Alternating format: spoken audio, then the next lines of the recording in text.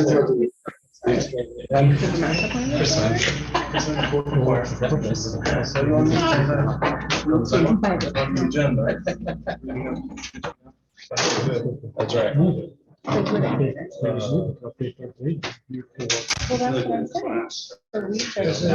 we don't have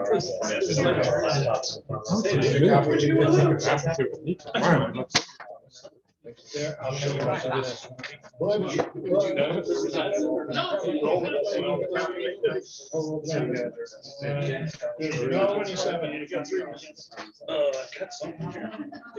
I got one more here. Everybody? Good, thank you. Okay. Okay, and here are. Mike, this is going to be a conservation. Well, it's unusual. We'll have to experience it again. Glad you're all here to experience it with me. Yeah, why don't we do the coastal? Safety numbers. We could have, but everything's here. Focus here. I can see everything's here. Hey, thanks for setting these guys up too. Appreciate that. Security gave me a guided tour. Oh, Susan. So I can see everything. Yeah, they give you guided tour. Some respect on the oil shale out there. I tried. I didn't know. Yeah, I know. So they corrected it to a different. Yes.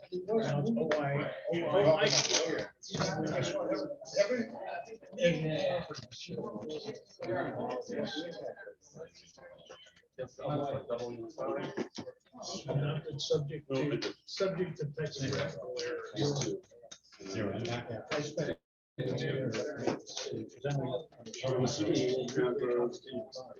Typical.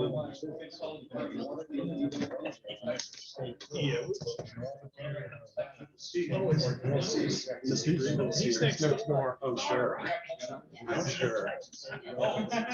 Should I go over and get it?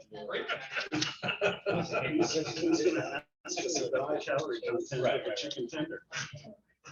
When I first came on the Sunday, the stocking is broken. Might as well smile, Mike, right? Yeah. There we go.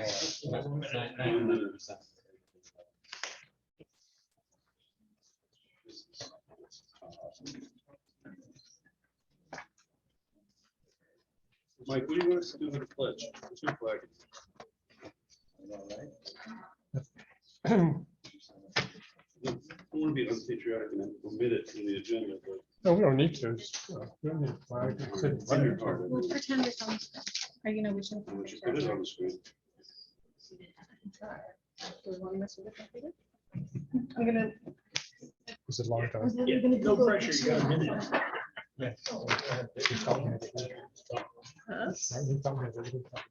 Yeah. Are you ready? So weird, you've got a kitchen behind you.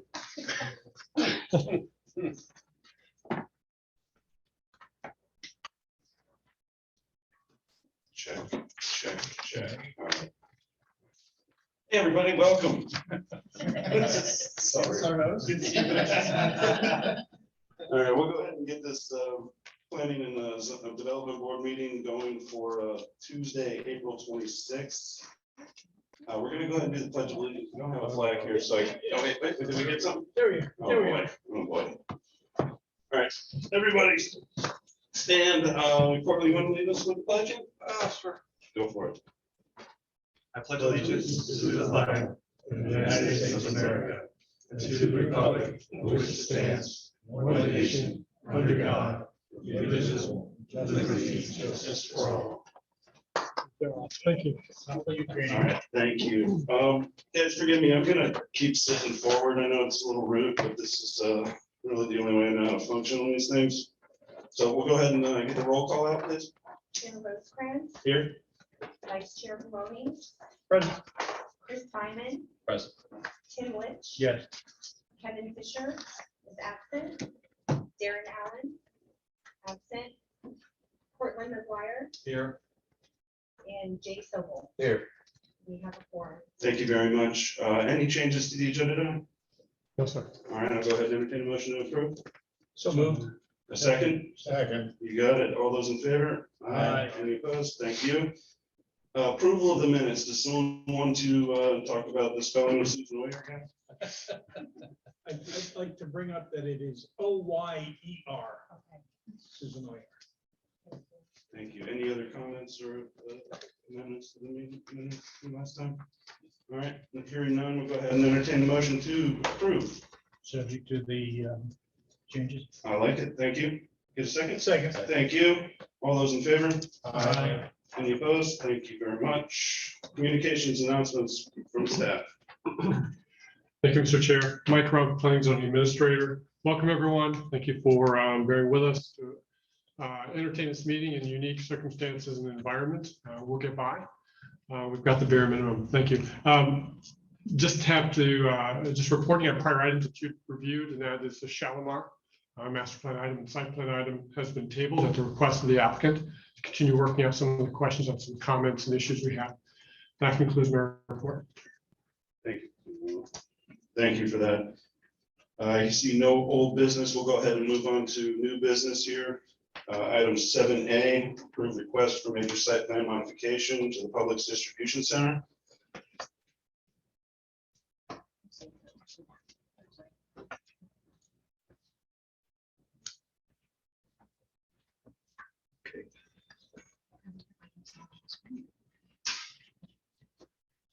Is there an input switch?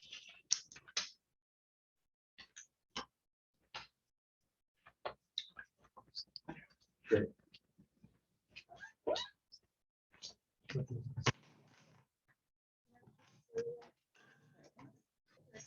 Yes, and the rest of our team. Everyone who's going to speak, please raise your hand. Do you swear or affirm that what you say tonight will be true? Yes. Thank you. Thank you. Good evening. For the record, my name is Jamie Crowley from the Gunster Law Firm in West Palm Beach. We'll just get situated here. Thank you for hosting us under these unusual circumstances. It is our pleasure to be here tonight to discuss the Publix Distribution Center. We are requesting to expand the existing facility that was constructed in 1989. It's been a very important strategic asset for Publix at all times since then. So Publix was one of the original purchasers from the original developer of the DRI. They've owned this piece of property since they originally purchased it in the 80s. The property consists of approximately 63.79 acres. The existing zoning is PID, Planned Industrial District, and the land use is Development of Regional Impact. So the property was approved with the approval of the DRI development order for Quantum Park in 1984. At that time, 540 acres was rezoned from residential to planned industrial development. The overall development intensity and the traffic within the DRI was reviewed and approved by the various reviewing agencies at that time. So that's kind of a process that's gone out of style. Under 380 used to go to the local government, the county, the regional planning agency, and then the state agencies, which they now call the Department of Economic Opportunity. At that time, it was DCA. So there was very detailed review of all of the development intensities and traffic for the project at that time. We have provided a traffic statement from our traffic engineer, which demonstrates that the thresholds for the trips that will be generated by the project fall within the original DRI approvals. And so what we are proposing now is consistent with the DRI development orders, the master plan, the zoning, and the future land use, and the DRI development order. There was one amendment to the development order in 1986, which specifically discussed this particular property and this particular use. And they amended the development order to specifically provide that the warehousing and distribution would be a permitted use within the DRI. So we have been meeting with staff. I think I've been bothering Amanda more than she would like. We have worked very hard to come in without requesting any deviations or waivers from your code. We wanted this to be as straightforward as possible for you. We wanted to respect your code. We have worked very hard to take a non-conforming site and improve it aesthetically and functionally. We're providing pedestrian amenities, other amenities for the employees. This is a secure facility. You have trucks coming in and out, so it's not your typical non-residential commercial center where people are coming in and out all the time. It is a manned security distribution center. But we did work with staff to go through the process to meet the intent of your code, both in terms of the design and the layout for the employees. And so with that introduction, I would like to turn it over to Jason Bamberger from Publix to walk through a couple of things from Publix's perspective as to why this is important to them operationally, and to give a little more information about the facility and Publix in general. And then I'll come back up to answer any questions that y'all might have. Thank you. Good evening. First of all, Jason Bamberger, Public Supermarkets, 30 years. Spent with this company, and Director of Warehousing currently. Just thank you all for being here today. Thank you for giving us the opportunity to present this project. I'm going to present a couple different items, facts about the company, how we came to Boynton Beach, what this project's going to do for our supply chain, in addition to the fact of what this is going to, how this is going to impact the community. So from a factual standpoint, we service currently 1,296 stores throughout our network. We have basically employed 230,000 plus associates within our network. We are the largest employee-owned company within the United States. And then most importantly, I feel that we try not to lay things on here, so I apologize. But most importantly, we are one of 4 companies since the inception of Fortune 100's best companies to work for that have been on that report year after year since 1955. So historically, how do we come to Boynton? So as you all know, we were founded in 1930 by George Jenkins. He founded Publix in Lakeland, Florida. He opened his first store in Winter Haven, Florida. Fast forward to Boynton Beach. How did we come here? In 1989, we had roughly 367 stores and 5 distribution centers within our network. We came to Boynton Beach. You graciously opened your arms. Welcome to our 6th distribution center, in which we opened that Boynton Beach DC dry goods that service 78 stores out of the 367. Now we're going to fast forward a little bit further. 2022 today, 1,296 stores. We currently have 9 distribution centers, about to open our 10th in North Carolina. But now the distribution center in Boynton Beach is servicing 141 of that 1,296 stores. Excuse me.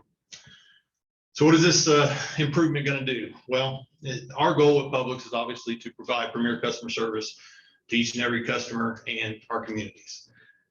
This particular expansion will allow us to effectively service our South Florida communities with the necessities during those natural disaster times. So that's your hurricane water, that's your batteries, your baby foods. If it's a pandemic, it's your toilet paper. But ultimately, it's an avenue for us to have inventory here locally to be able to distribute. Some of the items that we're talking about are currently housed or being transported from Lakeland, Florida. So what that does is basically the store orders the product, let's just say here in Boynton. It'll take 12 hours for that order to be processed in the warehouse. It's loaded, it's shipped, and then it's relayed down here to Boynton Beach. That entire process to get it from the time the store orders to the time that this customer is able to pick it off the shelf, roughly 3 days. This particular project would have a turnaround time of basically 1 day from the time that product was out of stock to the time it was back on the shelf. So how does this impact Boynton Beach? Well, we're asking for an expansion of 71,000 square foot facility. It's going to, again, as I stated, kind of give us more of an ability to effectively serve the stores in South Florida market, but obviously room to grow. We don't build warehouses just for 5 years. We build warehouses for 30 plus years. And ultimately, this is what we intend this facility to do.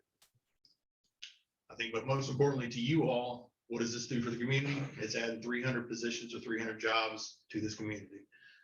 It allows us to strengthen our supply chain, as I mentioned, but with the reduced transportation from Lakeland to Boynton, that's reduced fuel consumption. That's reducing traffic, creating jobs, but ultimately creating more of a quicker turnaround for the customers and those dire straight needs of what we need. So with that being said, I'm going to turn it over to Josh Lockhart, who's our facilities engineer for Publix. But thank you again.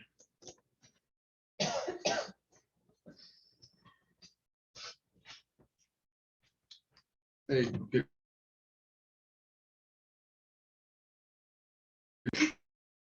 It's not working properly. Josh Lockhart, I'm the Senior Facilities Engineer for Public Supermarkets, and pleased to be presenting this project to you today. Trying to get that box on the way. All right, so I'm sure y'all have all looked at the packet already, but you understand where the facility is, but it is at 5500 Park Ridge Boulevard, just south of Gateway Boulevard and to the west of I-95. This is as current of an aerial as we could get for the existing facility.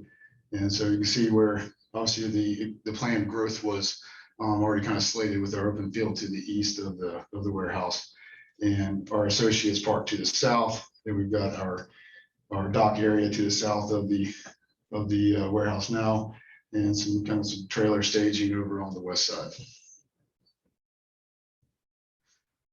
This is our combination view we put together for you here. So it's our aerial plus some excerpts from the site plan showing the orientation of the new warehouse, where the docks are going to be lined up there. Shows our new entrance off of High Ridge Road. That's going to be a manned security post provided for that entrance. We also going to be reorienting some of the trailer staging on the west side for a little bit more efficient flow there. Also expanding associates parking over to the east. That's an open field now, and we're going to be adding several hundred parking stalls in that area there. This is our landscaping plan, and this shows a lot of the proposed plantings that we are going in. Some of the open space is already provided over here on the west side, is accounted for in this as well, but we've got stormwater, foundation landscaping, some significant tree plantings, and for a kind of a staggered type buffering effect to come in off of both of the roads.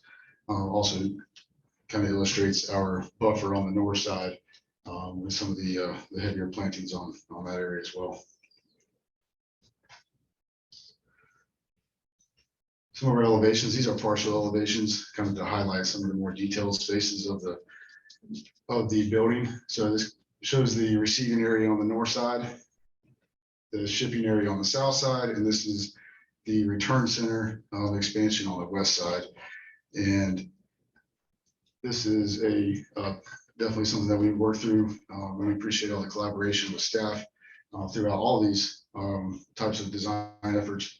And this is kind of as close to what is up there. We feel it's a little bit improved elevation, that we have to present to you tonight. So we've got a lot of design elements and stuff in there. If there's specific questions on that, we do have our architect in attendance if you would like to ask anything.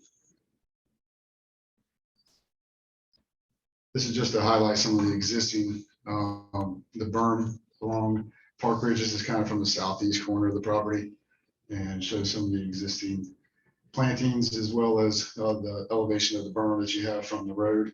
So this picture is essentially from somebody my height taking that picture, looking into the side. So,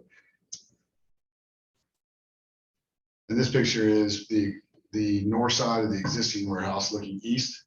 So you can see the buffer area that we have currently to the north of the facility. Seeing that that's kind of very dense, mature vegetation there. And again, any further questions on this, we do have all of our design professionals in the audience if you'd like to ask anything particular on that. Any questions? Yeah. Hang on, Jay. Go ahead.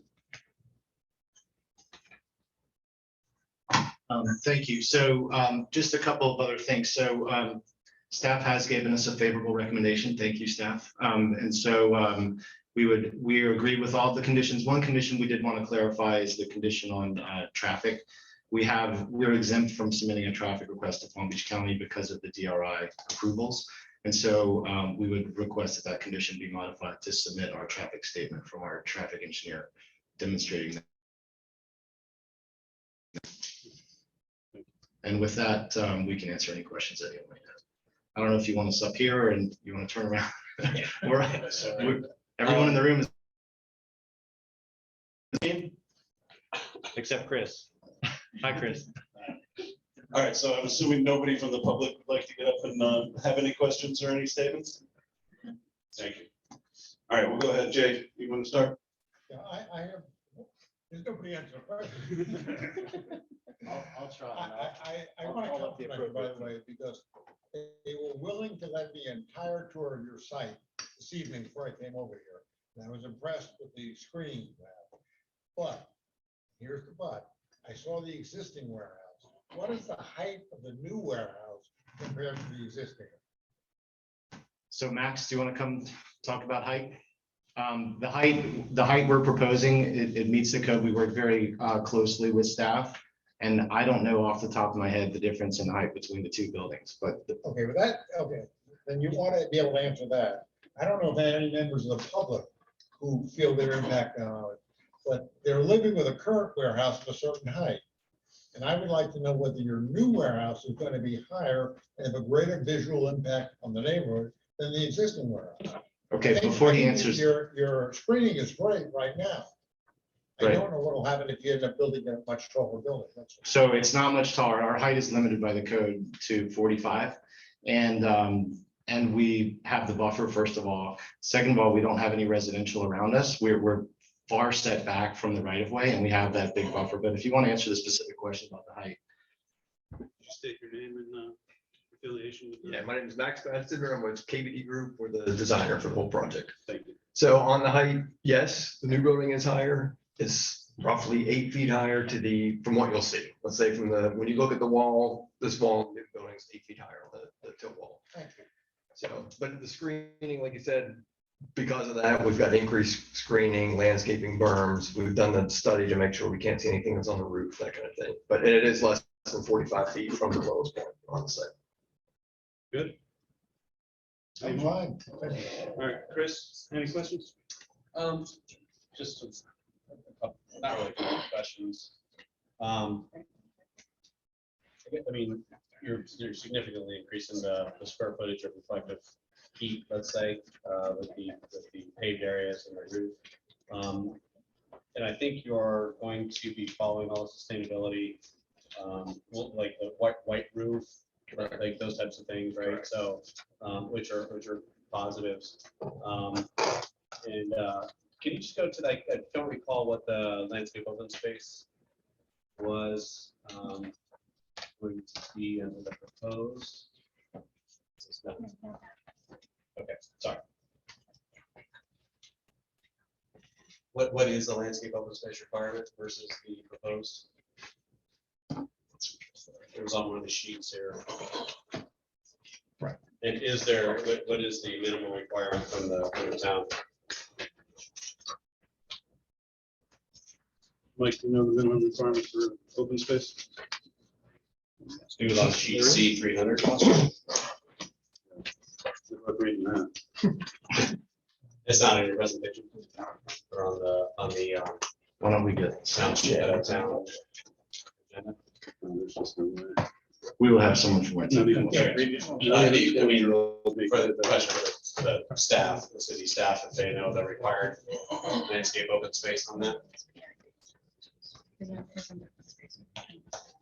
They're working on it. Okay, all right. In the meantime. I mean, it's, it's honestly, it's just, for me, it's just reflective heat, the less landscape open space we have, we're over time, we're just gonna reduce rainfall, and increase heat in the area, which are not positives. Your landscape list seems okay. There are a lot of invasive trees that it looks like you're taking out, which is good, but those are also very large trees, which is providing a lot of the buffer, which you're describing is currently adequate. New trees are going to go in, you're going to have different shapes, so the screening will change. Just to be aware of that for fellow board members.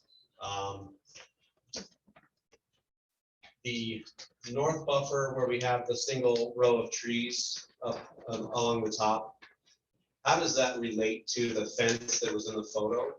that was on the other exhibit, showing the fencing and the large area or the mass buffer or the screening, the vegetation. Was that fence along the property line? Is that fence, I don't know, we can go back to that photo. But no, you're right. So the, and Chris, you might be able to answer this better, but yes, the fence is essentially on the property line. So it comes in, there's the fence, and then there's a berm, and this new landscaping will be on that partially existing, partially new berm. Right, can we go to the satellite overlay that showed the very nice lot there? This one? There was another one that was further along. It showed the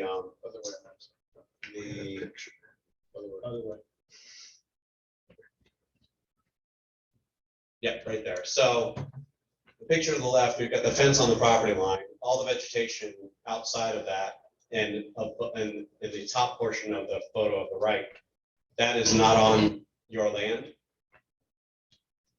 True. So Okay. Jamie, you might be able to address this a little better, but you can kind of see the pond in there on the right side. So we've been working with the staff on an easement for that pond so that landscaping can stay, even though, right, technically. Okay, not so on our property.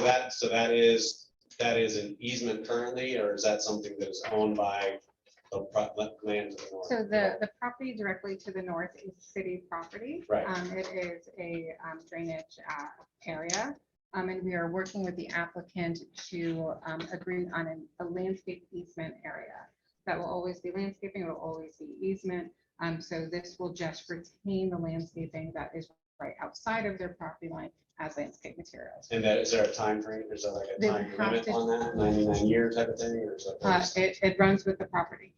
Okay, can grow with the property. If that property sells, then what happens? It's with the property. It's with the property. with the Okay, so that, what I'm getting at is that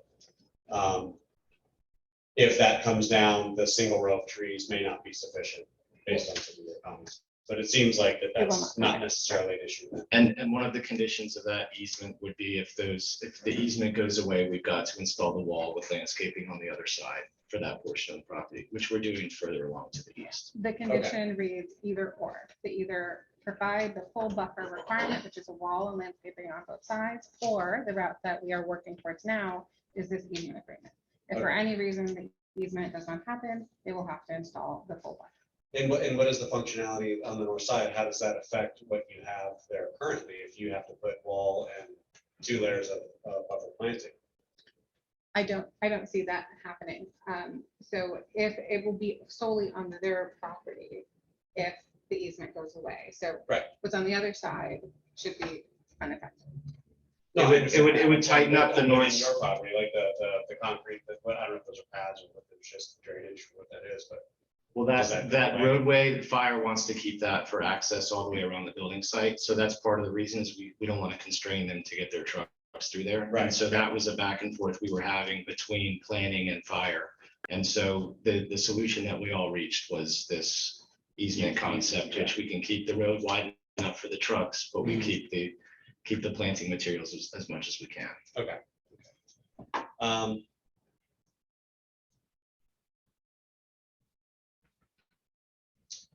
So, just a couple of comments, and I guess a question, in times that you stated that you're building the building for a 30-year time period rather than just 4 or 5 years. So in times that we're dealing with now, where we have supply chain issues, pandemics, where we don't really have supplies, you're probably sitting there with a warehouse, since things aren't necessarily getting to the shelves. I don't know what the percentage of capacity is at this time, but is any of that taken into account in the amount of square footage that you're proposing for the development?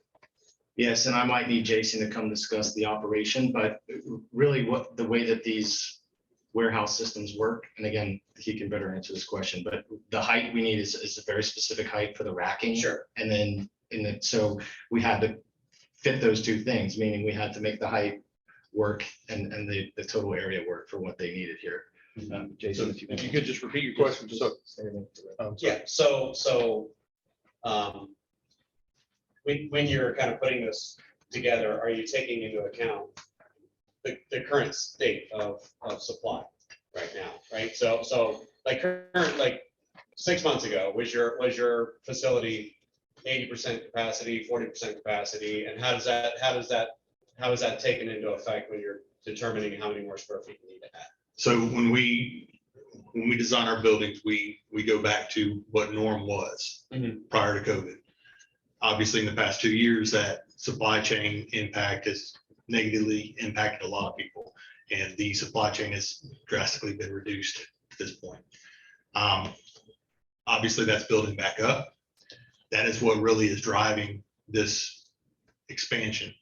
We've needed it for years, but we fell off. Now with the sudden increase in, people buying more groceries versus going out to eat, that's driving more folks to our warehouses or our stores, obviously our warehouses. So this building is being built with the expectation of this is what we need at this point in time based on our current volumes. And then this is what the expected, if you will, volume growth will be or forecast in the X amount of years. And we study that regularly. And in this particular circumstance, without going into a whole lot of details about operations, this is more of a hybrid warehouse in which these products, the batteries that I mentioned, the baby formula, these are full case items that will be stored in this facility. The mother warehouse that's in Lakeland has, let's just say it's 16,000 different SKUs. This particular warehouse will have only about half that, about 8,000 SKUs. So we will have the flexibility of adding more items to this particular warehouse, or if need be, sending them back to the other warehouse, depending upon how it all works out. So it's all built into the design of this particular facility. Okay. Did that answer it? Yeah, that does. And just out of curiosity, I mean, I know there's the facility in, was it Deerfield or South Boca, right off the 10th? Yeah, we've got two. Yes, sir. And then the one Lakeland, so the one that I know of in Deerfield is kind of in an industrial area. It's in a developed area, let's say, right? The one in Lakeland and some of the other areas, how do they compare? Are they in more rural spaces where you have, not necessarily rural in the sense that they're so inconvenient, so far away that they're not convenient for distribution, right? But are they in the middle of a developed area such as this? It all depends on what location we're referring to. So we have both, to answer your question. Okay. We have some that are, they're in industrial complexes in very rural areas, and then we have others that are slap dab in the middle of very populated. As my Sarasota facility, for example, that facility has a subdivision right behind it. We've had back provisions on that end of it, so we have both. And I would assume it's a different type of a, let's say the logistical the turnaround or the time frame that you like you said, the orders coming into getting them on the shelves. It's not the type of scenario where you would compare it to something like a Amazon distribution facility, Walmart distribution facility, which are typically situated in, next to highways, but not next to any developed areas. Or like I think it's Walmart that's near the landfill in Fort Pierce, right? So Amazon on the side of it. So it's a different type of model that you require. Yes, which means that you need to kind of come into it this time. Yeah, okay, right. Which is fine. And I think that's it. I think that the only other comment that I had was, you're providing 300 jobs for the community, but don't always assume that those workers live in the community. So there is potentially that many more vehicles, community. Yeah, so just wanted to make that statement. Thank you. Board member Simon, I do have an answer to your question Yes. regarding open space. So the. Sorry, I'm looking- Yep, that's fine. Amanda Radigan, principal planner for the city. Quantum is governed by an overall master plan, and open space requirements are set as a whole for the master plan in this. If you go to page 29 in your packets, one of them is actually shown. The one to the north on the other side of Gateway isn't. But if you see right next to that lake or that drainage area, there's a big preserve. That's lot 71 in the master plan. That is a preserve area. That satisfies the requirements for this area. Also to the north, there's the eco park, and then there is another preserve, which also count for the open spaces for the Quantum Park master plan.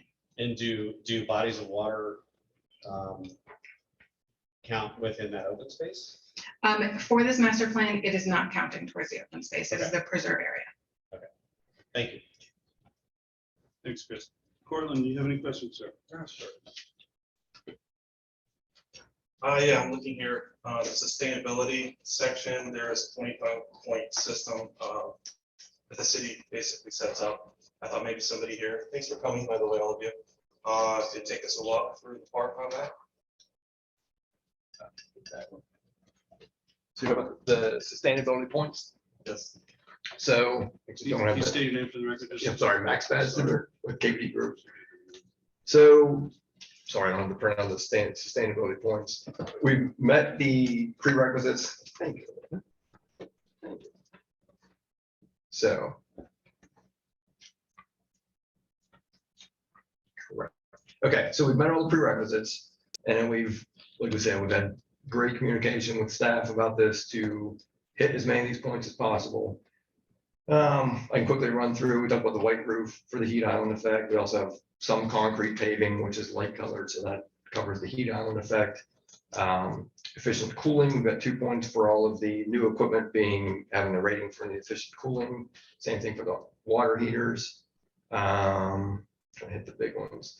Shading, obviously we talked about landscape. We've got quite a bit more landscaping than the minimum from the code. We've added quite a bit for the shading, screening, meeting all the other requirements. So the landscaping is definitely well above the code requirements.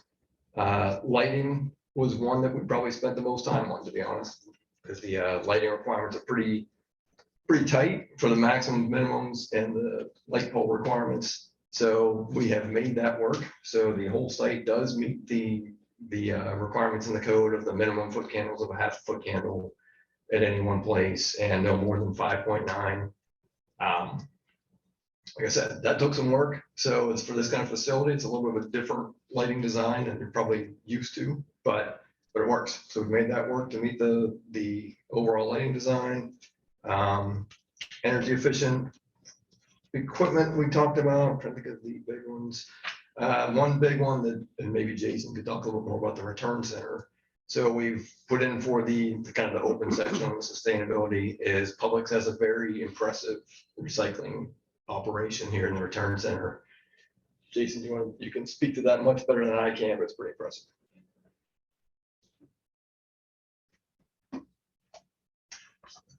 Done it, Jason Weber. So basically all the recyclable materials, your cardboard, your foam, your plastics, from our stores will end up being returned to the facility, in which in turn that facility will then compress, compact, bale, and then we sell to various different sustainability programs.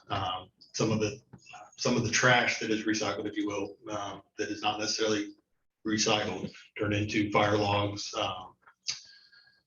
Our pallet program is recycle program, wood program. Trying to think what else. I'm sorry. But basically anything coming from the stores that's technically classified as a recyclable program or recyclable item is then returned to what we call our return center, in which then they bale up and then we'll ship out to various different recycling plants. So the trucks will make the delivery of groceries and then they'll pick up all the recyclables and bring them back to this Correct. warehouse. Correct. Sorry. Was there any discussion that was prior about the energy efficiencies of the equipment, whether it's a heat pump or HVAC system or condenser based, or has that been gone through prior to me being here?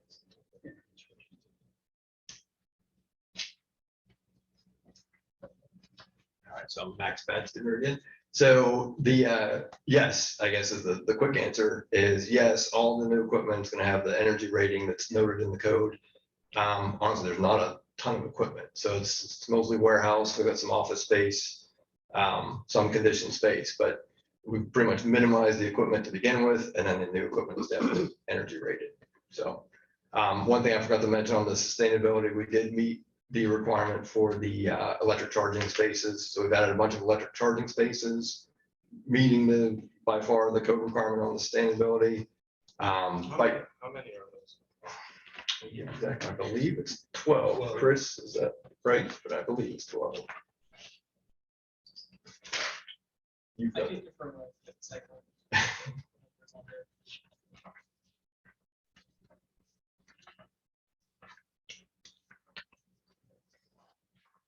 while he's looking, trying to hit the other points in this, in the sustainability chart. Bike racks, so we've added the requirement of bike racks, benches, spread around the site, so we've got some nice areas around, worked in with the landscaping. So, yeah, our latest iteration, I believe, we're at 28 or 29 points on the sustainability. Yeah, that's it. You got it. Tim? Thank you. Thank you very much. Just a quick question. I know that we are, you've been exempted from the new traffic study by virtue of the fact that it was done for the regional DRI. Has that traffic study, did that traffic study take into account the change in usage? High Ridge Road never had a truck on it, never had a car on it. Now it's going to have 18 wheelers, 10, 12, 14 times, 300 times a day. That's going to be a huge difference on that road. That's your entrance into your new entrance and egress. While it doesn't affect the number of trips necessarily to the property, it certainly does impact on that neighborhood. Yeah, so we are exempt from doing the traffic performance standards of Palm Beach County, but all of the traffic that's there, it should be baked into the comprehensive plan, which was adopted pursuant to the DRI development order. So all of these trips, as they come online, as they're reviewed by the county is already looking at the total number of trips that are vested in the DRI. And so each new project that comes in is being viewed as if this project were already constructed. So all of those trips are factored in onto the roadway as new projects come through the review process. Board Member Tim, I'd also add that the master plan originally, when Publix was originally approved, did show the future expansion on it. So it was in the master plan. Okay, so that. And this is the original site plan. So you can see those three, you can see the three expansion areas over to the east, and that's the field. Yeah, but that doesn't show the ingress and egress off of High Ridge Road. No, but It's coming off of Park Ridge on the south side. No, but in the 1986 resolution, excuse me, that I talked about earlier, there was a specific study of High Ridge Road, and it contemplated all of this future development. So that was already factored in at the time the city approved the development order for the DRI. Okay, thank you.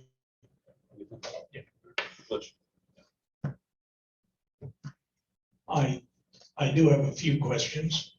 First, I'd like to say thank you, and that Publix has been a good neighbor, and I am sure it will continue to be a good neighbor.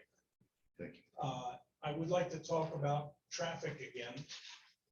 And could someone walk me through the traffic flow of the new road and the old road? Will the trucks be only coming in from High Ridge, and will the cars be separate, or will they be in? I had a CDL in a past life, so I just want to get a little specific here.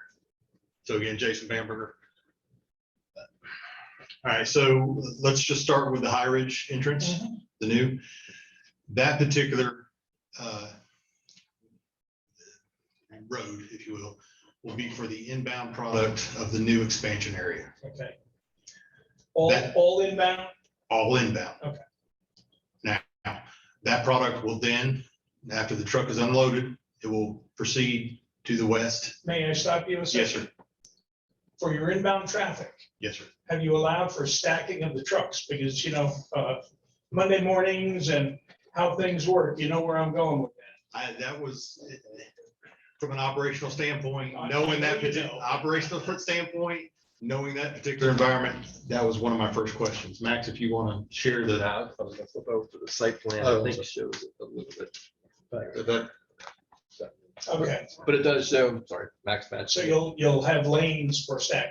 Correct. Yes, sir. Okay, and that will only be for trucks, or will there be POVs or any small vehicles in there also? From the High Ridge side, it Yes. will only be semi trucks. Okay, super. And if I may, all POVs will continue to go through the south entrance.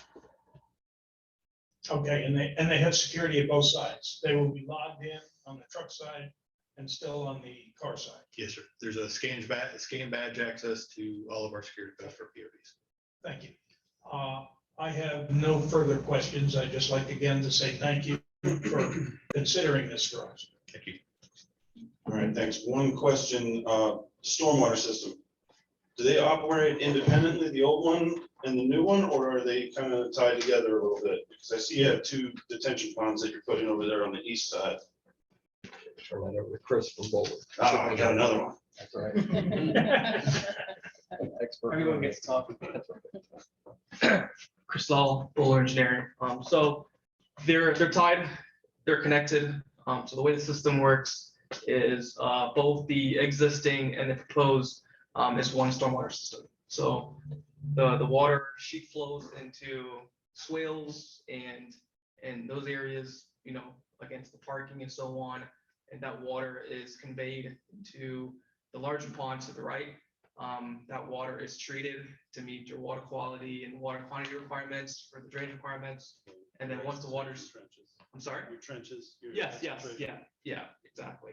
And after the water is treated with the on-site system, then the water is then transferred and tied in to the existing control structures that's on the north side of the existing building. And then that's tied into the existing system after that.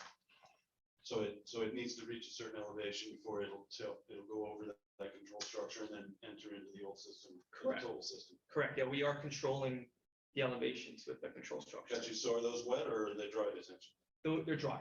Okay. Yeah. Cool. All right, that's all I've got. Anybody else from the public? All right. Let's clarify. Yes, please. In the statements for your max. Yes, sir. When you were saying that that all of the plans have been meeting code or developed a code, there's a number in planning and zoning that indicate to revise the landscape plan to propose all trees, minimum caliper, revised landscape plan to provide as the trees being used, meet canopy sustainability. So when you're saying that they are all meeting the requirements, you've made changes since the staff report? Yes, so that was, Okay. this is Jamie Corley again with Gunster.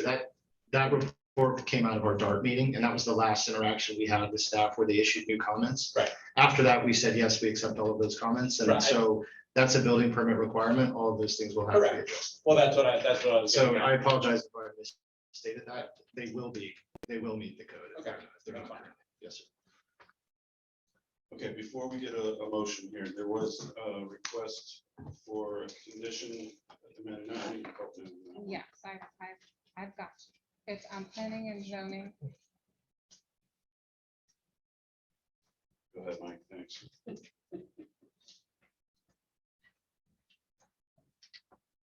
Yes, Chair. The amendment was planning and zoning comment number 15. To include in 4 at the end of that comment, a traffic study complying with the requirements of the DRI vested traffic. So do you got that? So we can just push to what she said?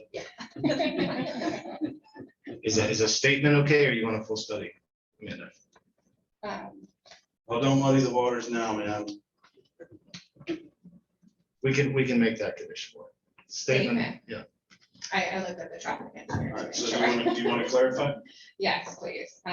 So again, it is comment number 15 to add an or statement to the end of the existing conditions or a traffic statement complying with the DRI traffic, vested traffic. Thank you very much. All right, does anybody want to put a motion forward with that condition?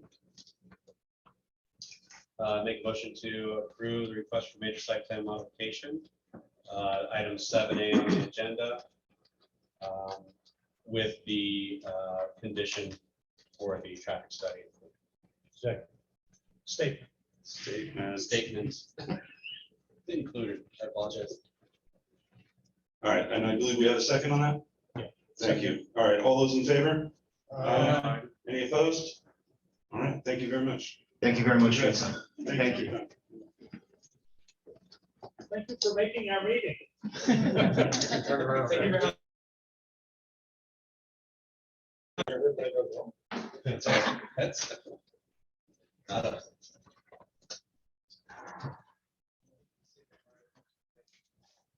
You ready, Mike? Until it settles down a little.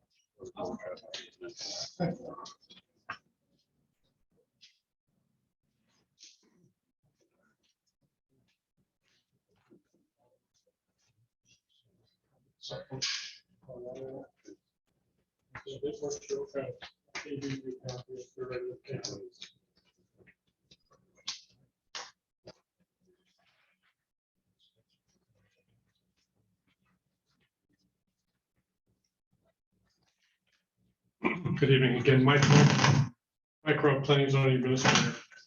I have the pleasure of presenting this item for you because it seems a little bit nearer to my current duties right now, having to do with Resources Preservation Board. Ever since we did not replace a resigning historic preservation planner, as you will see in a moment here in our timeline. Just hit it. You get it to present, yeah. Getting right to majority of the slides. I'll go through fairly quickly.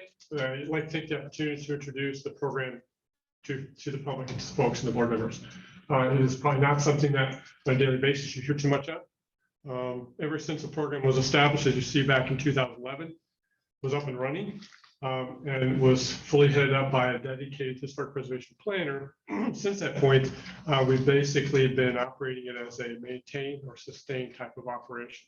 Only until recently, the board has been, I've tried to help the board with setting up a strategic work plan that's gotten them focused on getting back to some of the basics of the program in terms of public education, promotion. Unfortunately, at that same time, as they're developing a strategic work program, we've been contacted by a few people from the public who own homes or are looking at purchasing historic property. Also motivating some of the work they're going to see tonight reviewed in the package is many demolitions have occurred of historic properties over the past several years. In combination with some inquiries we received recently from those who have purchased the properties, would like to improve the properties or use them in some adaptive or traditional way. So I'd like to give a little bit of an overview, and I won't spend too much time doing this, and I go through these slides fairly quickly before I get into some of the summaries of the code, type of code amendments we're dealing with. So some significant milestones going back well before we even had a historic preservation program was someone motivated the preservation of Boynton Women's Club with its national registration. And then we got our second nationally registered property, the Boynton School, now known as the Children's Schoolhouse Museum. In 1986, I prepared, back in the day, I was a young guy, prepared a grant for a historic site survey for the city. And that's the first major step that the city would take to begin establishing a formalized historic preservation program. It not only documented the history of the city, it inventoried all structures that are 50 years or older at that time, documented some character of them, made recommendations on a program or components of a program, made recommendations on what properties are eligible for local designation, as well as national designation. Program overview, some of the basics, this may be very elementary to some of you. Basically, inventorying historic sites, and if you have the staff resource, you might maintain that and update that as years pass. Obviously, to me, my focus has been on those that were originally documented, because those are the oldest, the most unique in the city. Obviously, nowadays, with time is passing, you start to get some ranch houses that are now 50 years or older, that are now eligible for consideration. There isn't quite as much history as you do see in some of the missions, frame vernacular, Mediterranean revival houses that were occupied by some of the early settlers and pioneers here in the city. In fact, one that the board has recommended we proactively designate was the home of one of the first pharmacists down in Ocean Avenue. Designation of historic properties. We have approximately 7 historic sites in the city. 3 of those, or 4 of those are single-family homes. The others are schools, institutional uses, and some monuments. Basically educating and promoting the program to the public. There have been studies, you may have heard of that or heard promotions of them, and those are economic studies for communities and the benefits of having a historic preservation program and preserving your historic assets. The C of A, or Certificate of Appropriateness process, is a process that we go through when someone petitions to modify a building that is on the national or local register. And that is just basically to see that those changes conform to what we use as the guidelines. Those are the criteria established by the Secretary of Interior of the federal government. Establish historic districts where there might be appropriate clustering of historic properties. Tax exemption program has been adopted here in the city, and that allows for someone who has a designated property and who makes significant improvements to it. They can apply for and eligible for up to 10 years of tax exemption on the value or appraised value of those improvements. They're an addition, major renovation, or so forth. The CLG is certified local government, and that is really the title that we get as the state recognizes us for fulfilling all the requirements that they have for being a recognized historic preservation program. There's annual requirements of that. We maintain those. Stop me at any time you have a question on any of this. Program benefits. Obviously, I just mentioned the tax exemption program. Grant eligibility and priority. Being a CLG, we have priority in applying for grants. Some grants are not eligible to those, available to those who are not CLGs. Just the visual and economic wealth for a community is notable to the public. Tax exemption, like I said, exemption from codes. I'm going to get into that a little bit more tonight. And then, of course, just the educational aspect of it. And if we did not have those on the street, a lot of times we'd be walking around. It's when you visit historic cities, whether it be in Europe or some here in the States that are more notable, whether it be St. Augustine or so forth. If you didn't have those historic structures or monuments or institutional buildings, it wouldn't inspire your interest in some of the history there unless you're carrying around one of the local travel books or history books on the community. That's very obvious. Latest accomplishment by the board. This was a project that they started years ago into the Historic Preservation Planner, and that's the Historic Plaque Program. You'll see these go up on buildings now. We've got this finalized. Right now, an aluminum rather than a bronze product was decided upon by the board at less cost, as well as feel as sort of like a lower theft factor in them not being bronze and having that kind of metal value. These are going to go up. We've got the larger one for institutional, like the schools, the museums, and things like that, or the women's club, and the smaller one would be for the single-family homes and the monuments. Proposed amendments. Let's get to why this item is before you tonight.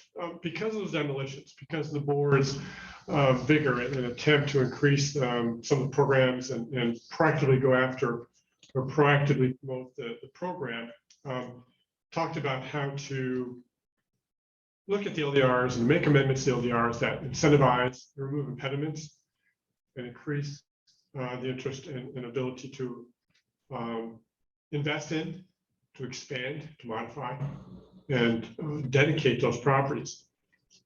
Almost everything we're talking about tonight would only apply to a property that was on the local registry, not non-designated. Despite it being in the inventory, being eligible for review, would not apply except for where I point out as I go through this. So a couple of target areas are lot standards and minimum site standards for a home, for example.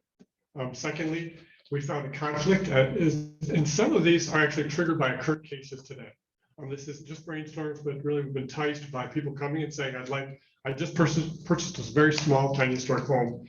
My family is larger than what it has capacity for. I'd like to expand it. But we will most likely, my architect tells me we're going to exceed our maximum lot coverage.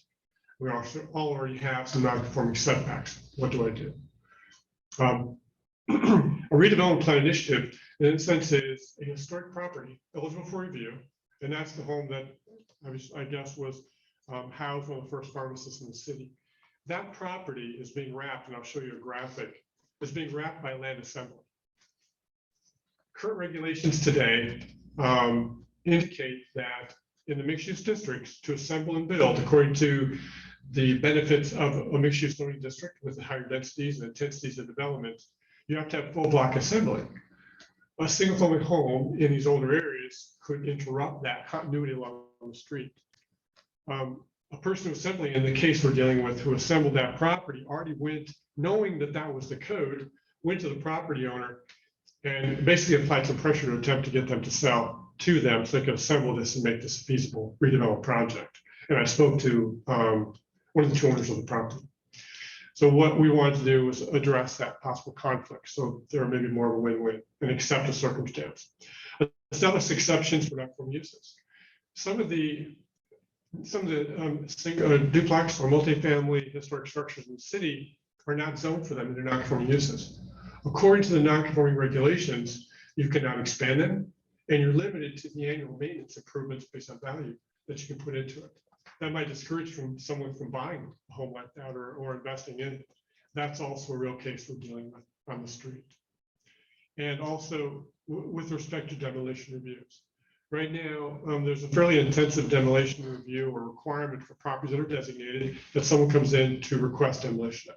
That includes, number one, removing the designation, which is a formal process that would go before the board and the commission to remove that.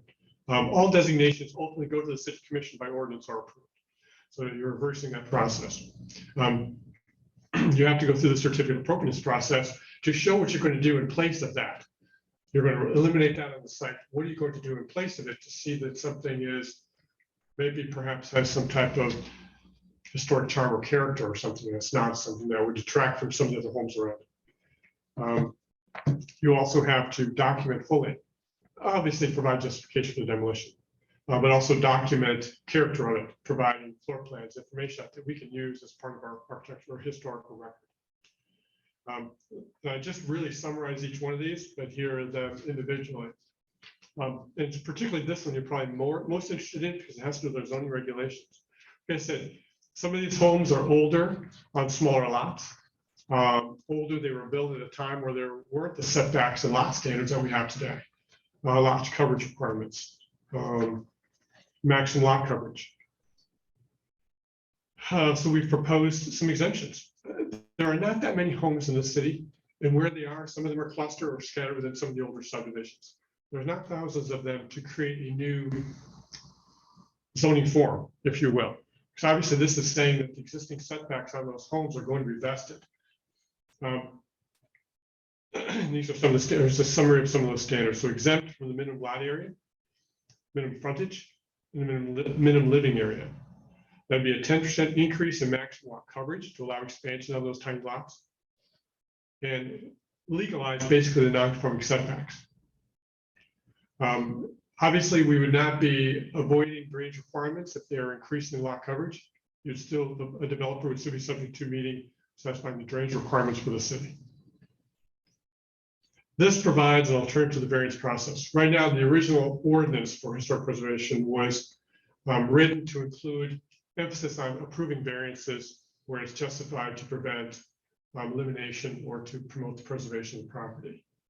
Is there such a high demand on variances right now that we need to do these amendments? Well, there aren't, but what we want to do is minimize the process that someone has to go through if they look at a property and say, how do I use this property? Doing their due diligence before they acquire it. What do I need to do what I'd like to do? If we say you have to go through a variance process, we have to prove hardship. There's no guarantee that it will be approved, particularly if they've got to justify it and we have to justify it. It's an odd use for a variance process because typically we know that there isn't different criteria for historic use of it or application of it. It's proving hardship. As I indicated, it provides immediate application to some of these things that are happening on the street. Addressing conflict with redevelopment standard. I explained this unique circumstance we're dealing with, and there are other single-family homes that are potential designations that are within the redevelopment area. So that scenario I described to you could be repeated. I'm going to show a graphic in a moment on that. Exempting properties from non-conforming use rules. Like I indicated, that the duplexes, the multifamily or the triplexes, I've got a couple images, are not conforming in the zoning districts where they are. One may be in a single family zoning district, another one is in a commercial zoning district.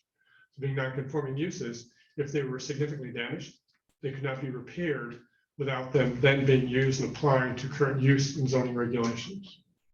And I indicated the demolition request. Now, what this does, this is kind of unique. So right now, these demolition review requirements only apply to designated properties. And I helped the board find a way to expand the application of this. There's over 120, 130 inventory properties in the 96 survey. And by now, there's more than that if we were to update it. So we won't want to say that the review process should apply to all eligible properties, because some of them, well, many of them are not really that worthy. Many of them are probably in disrepair. Many of them have probably been modified since then through a permit process, and may have removed some of the contributing elements that would make them eligible for designation. What I found in other cities' ordinance is basically the establishment of a priority list. Let's call it the starting 5 or starting 10, which have the characteristics, make them most eligible, have most of the qualities or uniquenesses. Particularly following or starting with an inventory that's in the 96 survey that said eligible properties, there was probably about 25 of them. We'd probably start steering the board to look toward those, finding this top 10, 5, 10, 15, whatever they come up with, to then be treated like these designated properties if someone were to come in and request demolition permits. Now, that process, I'm bouncing around. Stop me when you have a question or if I'm giving you too much information. If I were to show you what their draft strategic work plan is, what it consists of, that inventory is going to address several of their components. In other words, being ready, updating the inventory. Number 2, having a direct connection to the properties that we should be communicating with frequently to promote preservation or dedication requests from them. It might be a new owner. It may be an older owner that doesn't realize what to have. So it's an educational component. Slowing demolition process allows for education, and allows for preservation, and increases the chance of preserving the property. By educating, by getting the word out. Perhaps it's something they might be willing to relocate. It's not easy to find someone who's willing to do it, but there may be a time that there may be another location for it, a home for that home to be relocated. It also slows things down to have certain elements to be preserved if there is something on the property that's worthy of preserving. And that right now is written into the current regulations for designated properties. So it allows for review.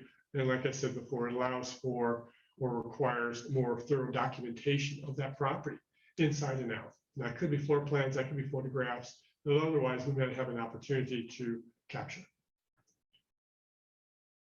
Lastly, on the favor of the property owner, it expands the exemption criteria so that we don't automatically go through this time-consuming, perhaps costly process to someone when it's not warranted. So we can quickly take a look at it. Staff and the board themselves look at it to see if, number 1, it's been significantly altered, or if it is in poor condition, and almost losing some of those contributing factors that make it eligible for designation, to prevent them from going through the preservation process. We don't want to slow down activity out there on the streets. And at times, whether it's a city or the CRA, they could have purchased a piece of property for redevelopment purposes and have to go through the demolition process. For the reason, we don't want to have to be forced to put that through that process if it's not warranted. Okay, some examples. This is in the local registry, as I noted on the side, one of our pride and joys. This is actually a legal non-conforming duplex, constructed historically as a duplex, historic mission-style home in a single-family zoning district. It's under fairly new ownership. The garage in the back is dilapidated, and they would like to demolish it and rebuild it. They would also like to expand the home in the back because the spaces are very small, so make it more usable and rentable. The code, the provisions that are being proposed would assist them in doing that. Of course, it goes through the certificate of appropriateness process for compliance with modification changes, but their modifications would be proposed to the rear of the structure, which are make it very easy then to approve for compliance with the criteria for modifying a historic structure. Secondly, this home is under review now. We are probably halfway through the designation review process to add it to our registry.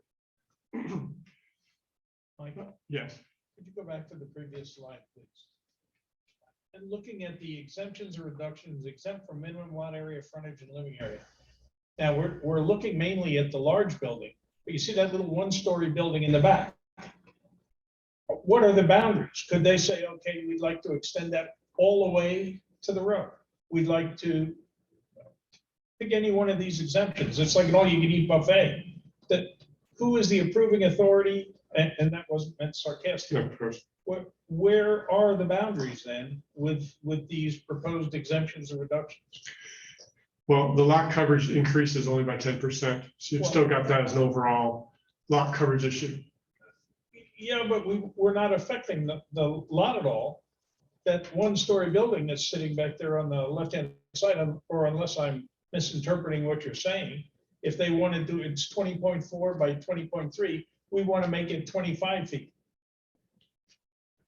And that's acceptable according to this, is that? If you review it on a case-by-case basis, yes. It would be a case by case. Correct. And staff would still have the yay or nay on that. They Correct. couldn't go carte blanche and say, okay, this is what we're doing. Correct. Am I correct? Okay. You're correct. And in that instance, but you would also be held to your current setback, so they can't build closer to the property line.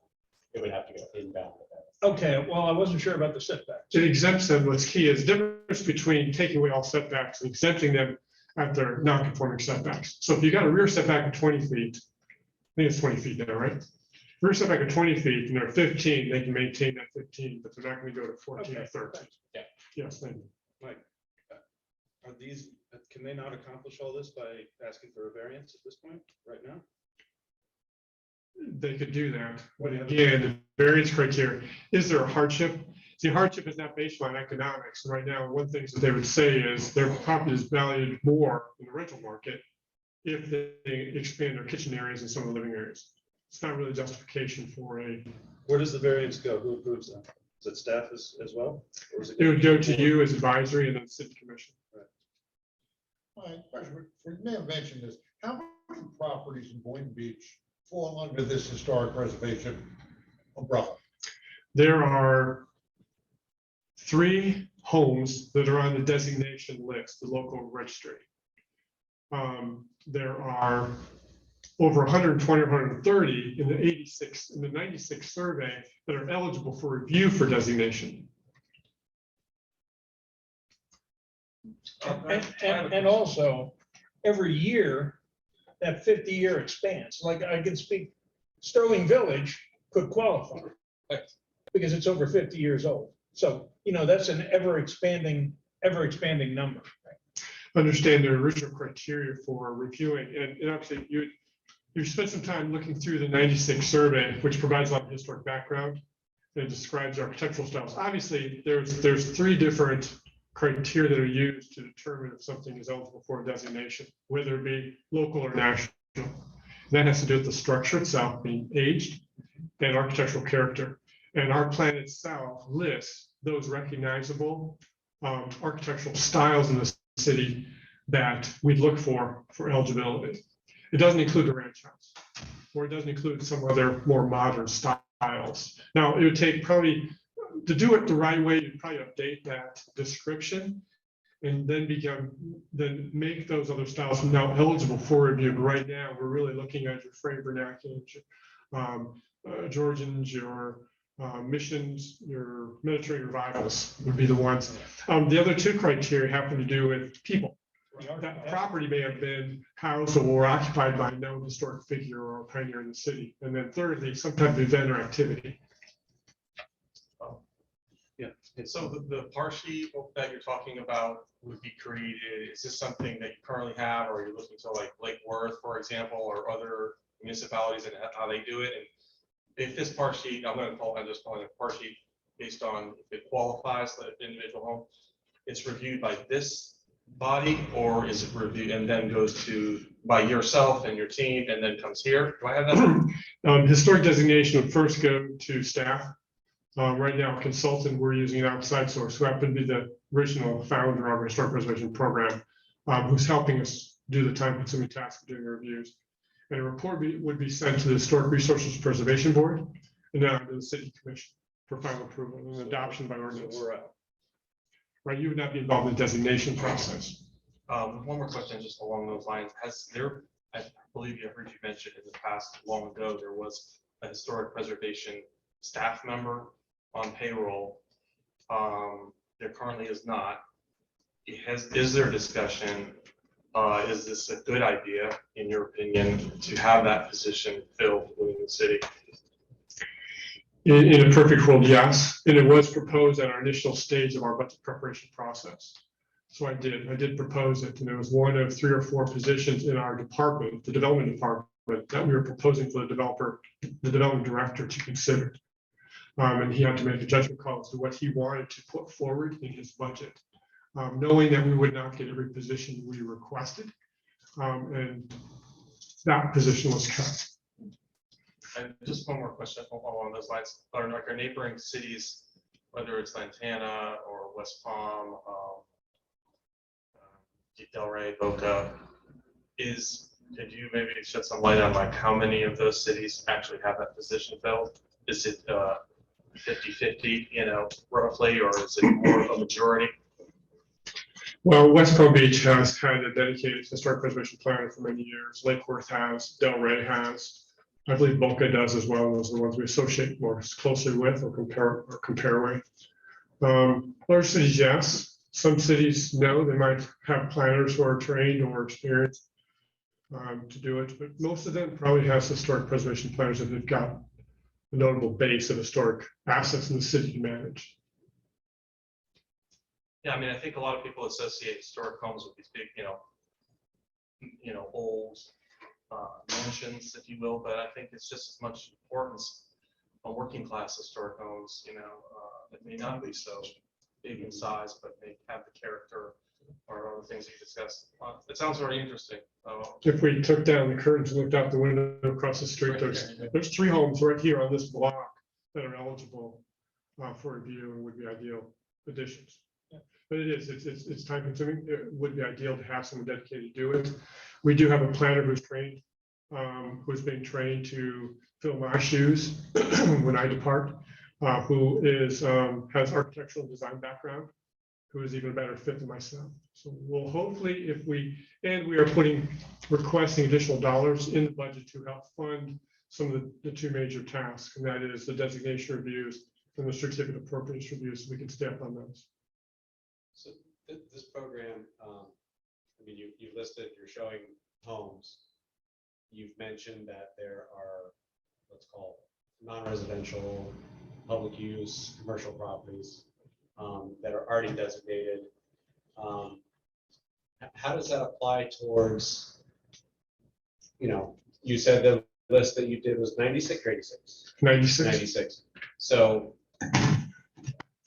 for example, how on that list, were there any of the properties that were downtown on Ocean Avenue between the tracks, the FEC tracks and US 1? Because just the history that I've been part of, there were some historic buildings that were easily removed. And there are current, in my opinion, historic buildings that are under developers' ownership and potentially going to be removed as well. And in my opinion, we have a very limited downtown that has character to it, that is going to be in a very short order completely erased, and new structures brought in that will change the face of city of downtown Boynton area, when you have an opportunity to convert that into something like a historic Stewart area, historic downtown Melbourne, historic areas, where these are pedestrian access where you can park and just walk. And instead of, I see that you do have listed on there the encouragement to let's say redevelop older properties, which I'm all for. I think cities should give grants and encourage redevelopment of strip malls before a vacant piece of land on the block gets developed. So I'm all for redevelopment, but how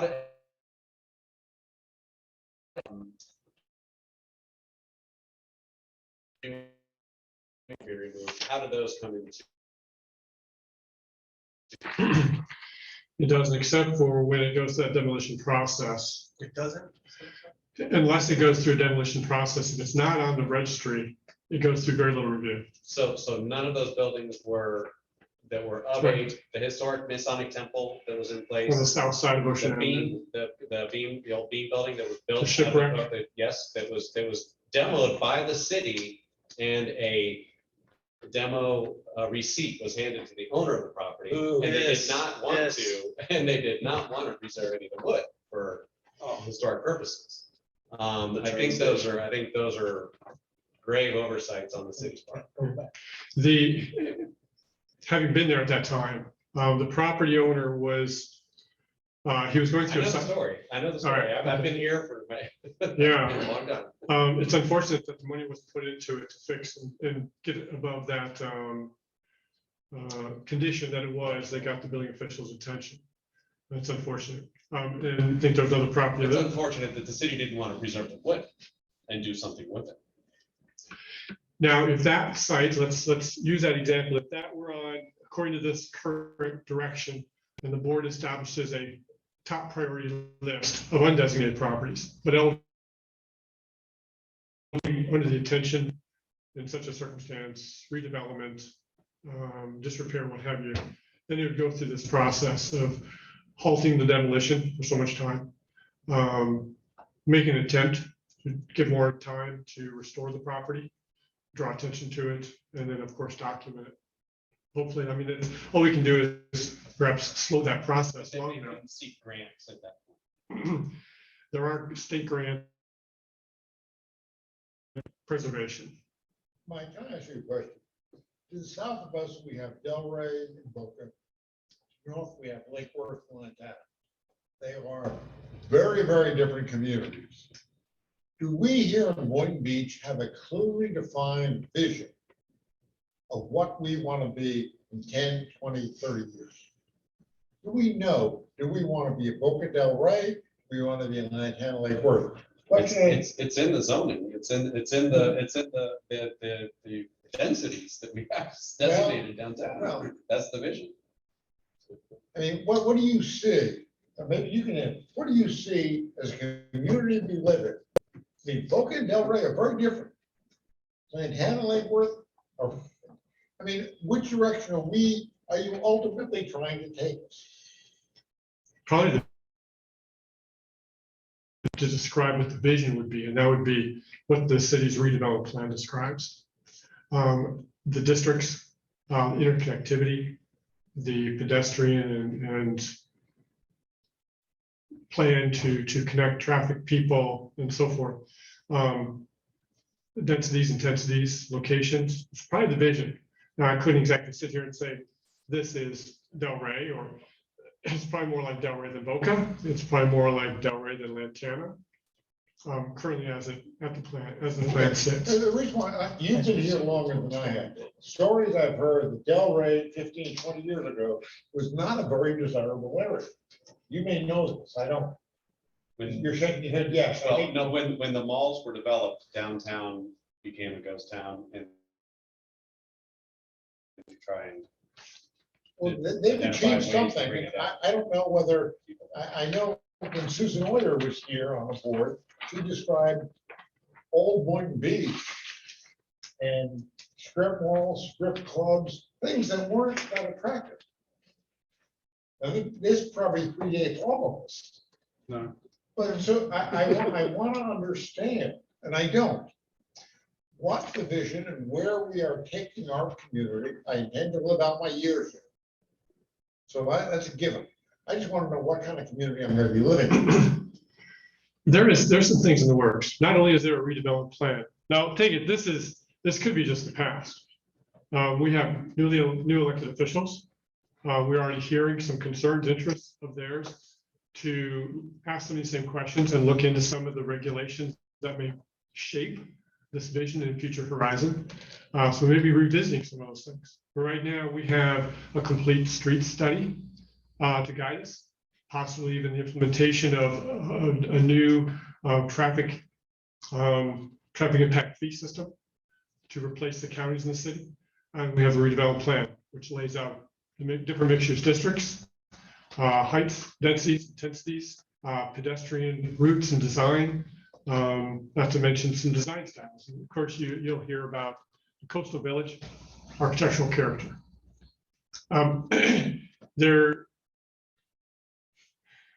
It does still allow that most intense core district of 150 feet. That's very concentrated. Understand too, in the future vision, we have a passenger rail service returning downtown. We've heard of that. Of course, there's many factors that go outside of Boynton regionally that impact that. But what we were trying to do is set up the intensity and density characteristics, people, employment. And so think about that core area, most intense area, those higher densities, intensities being in that vicinity. Obviously, that results in a different traffic environment. Hopefully, people abandoning cars and living downtown and jumping on a train and heading south or north. But anyway, hope that does. And really, what you're best doing is looking online and taking a look at the city's redevelopment plan, and that has a lot of graphics, illustrations. It was completed in-house, headed up by our principal planner, Amanda Ryan. All right, maybe we can table that to another meeting. We can kind of dive into that. I want to keep us on the agenda. I'm sorry, but that is super important. I think we all are starting to lean towards wanting to influence that a little more. So real quick, this is the home, the little mission, a little over, just a little over 700 square feet.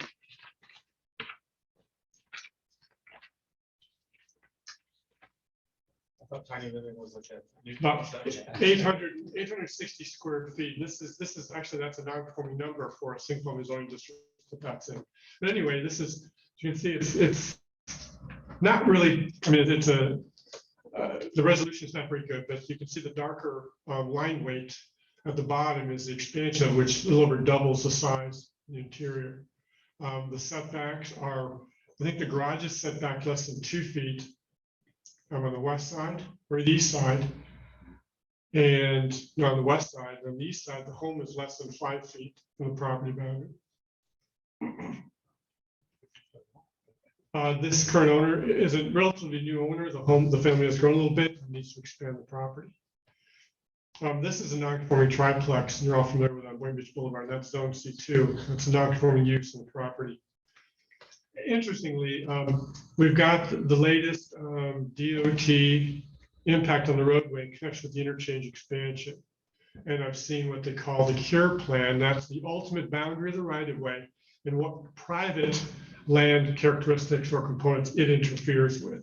For example, the 7-Eleven at opposite the Checkers at Boynton Beach Boulevard and Old Boynton Road, that's basically being eliminated because the amount of taking that's occurring on that property versus only a small amount of taking is occurring on this, which still preserves the property itself and doesn't take any usable value away from it that we see as planners. They might still own the property or a little bit of money, but it's not eliminating the use of the property. But anyway, it's property eligible for designation. And this is the property.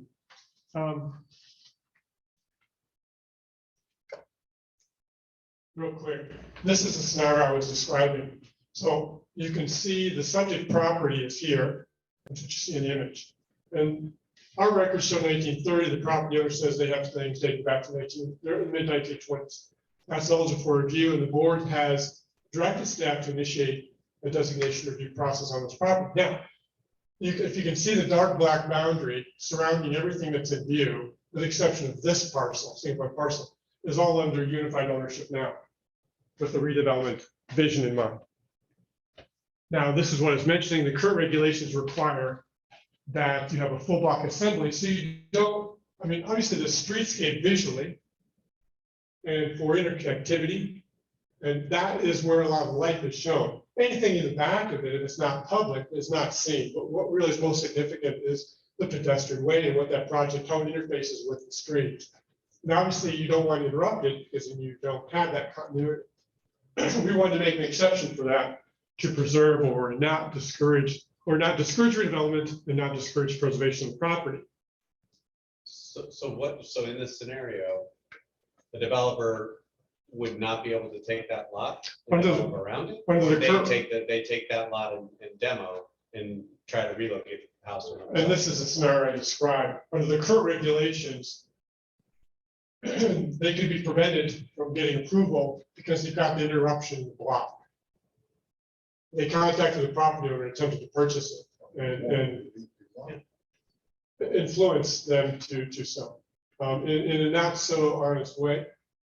What this does is it makes an exception to that rule, so you can develop around it, assemble and develop it, get mixed use approval around it in the design.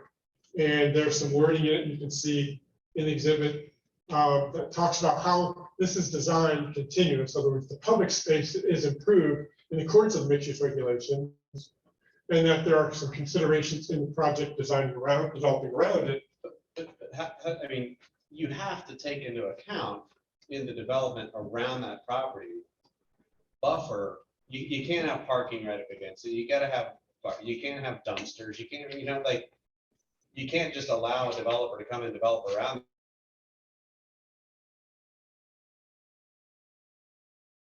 Like, how does, what comes into play in that instance?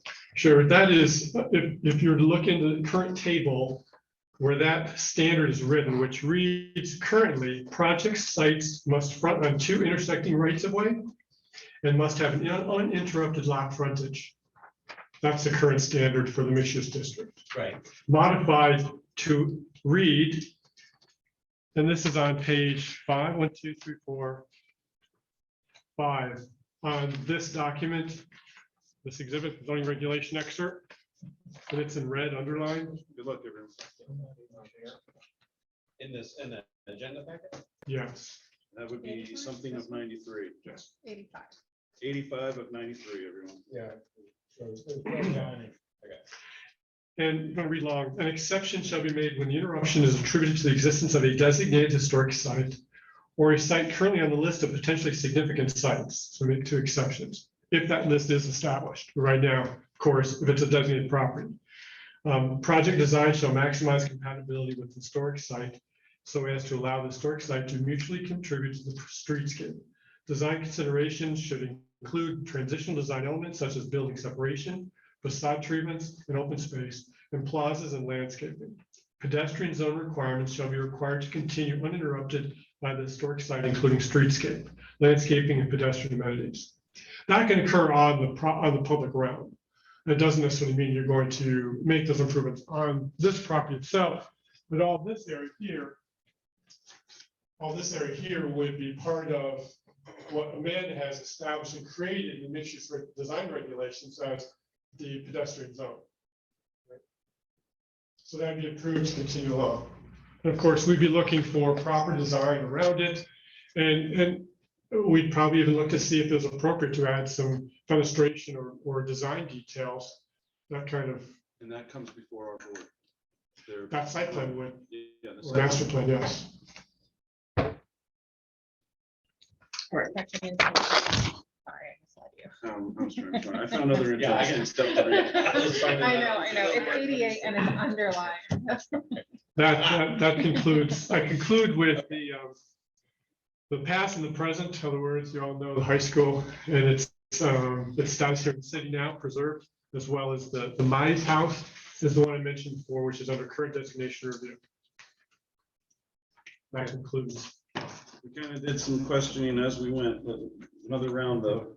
Jay, you got anything? Just one. For all these amendments go through, is it going to make it easier or harder for a developer in that previous thing to look at that house and be able to demolish it, build a thing on the entire land?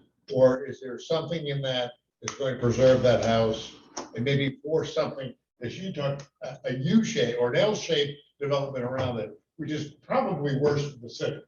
Yeah. I mean, where's the holistic view of this? Yeah, you want to preserve that. What's the effect of these amendments going to be with respect to that particular house?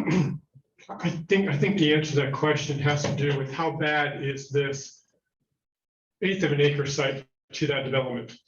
I don't think that small infill or that small notch in it would be a deal breaker to the property, given the magnitude of acres and property around it. what they've assembled to date. I could be wrong. They could have a complete different vision and need that. You think a developer will come in and build around it, leaving that house? I do. It does not interfere with access to the property. Now, what? We're doing it now. A single residency house right next to the 7-Eleven at Seacrest and Woolbright. Yeah, We put a commercial, a C3 commercial. I was there. I was to, right up smack dab, right next to an R1. Yeah, except that property was contiguous. I Yeah, could and we also probably parked the help dumpster next to it. clarify. Yeah, it bumped against it, but it didn't try to go around. This is different. We heard This causes me some concern. Either way, I'm afraid the city's gonna lose. Either they'll destroy it and build something big, or they'll build something around it, which is gonna be Amanda's got some input. an eyesore. All right, hold on, let's let the city talk. Okay, thank you for your comments.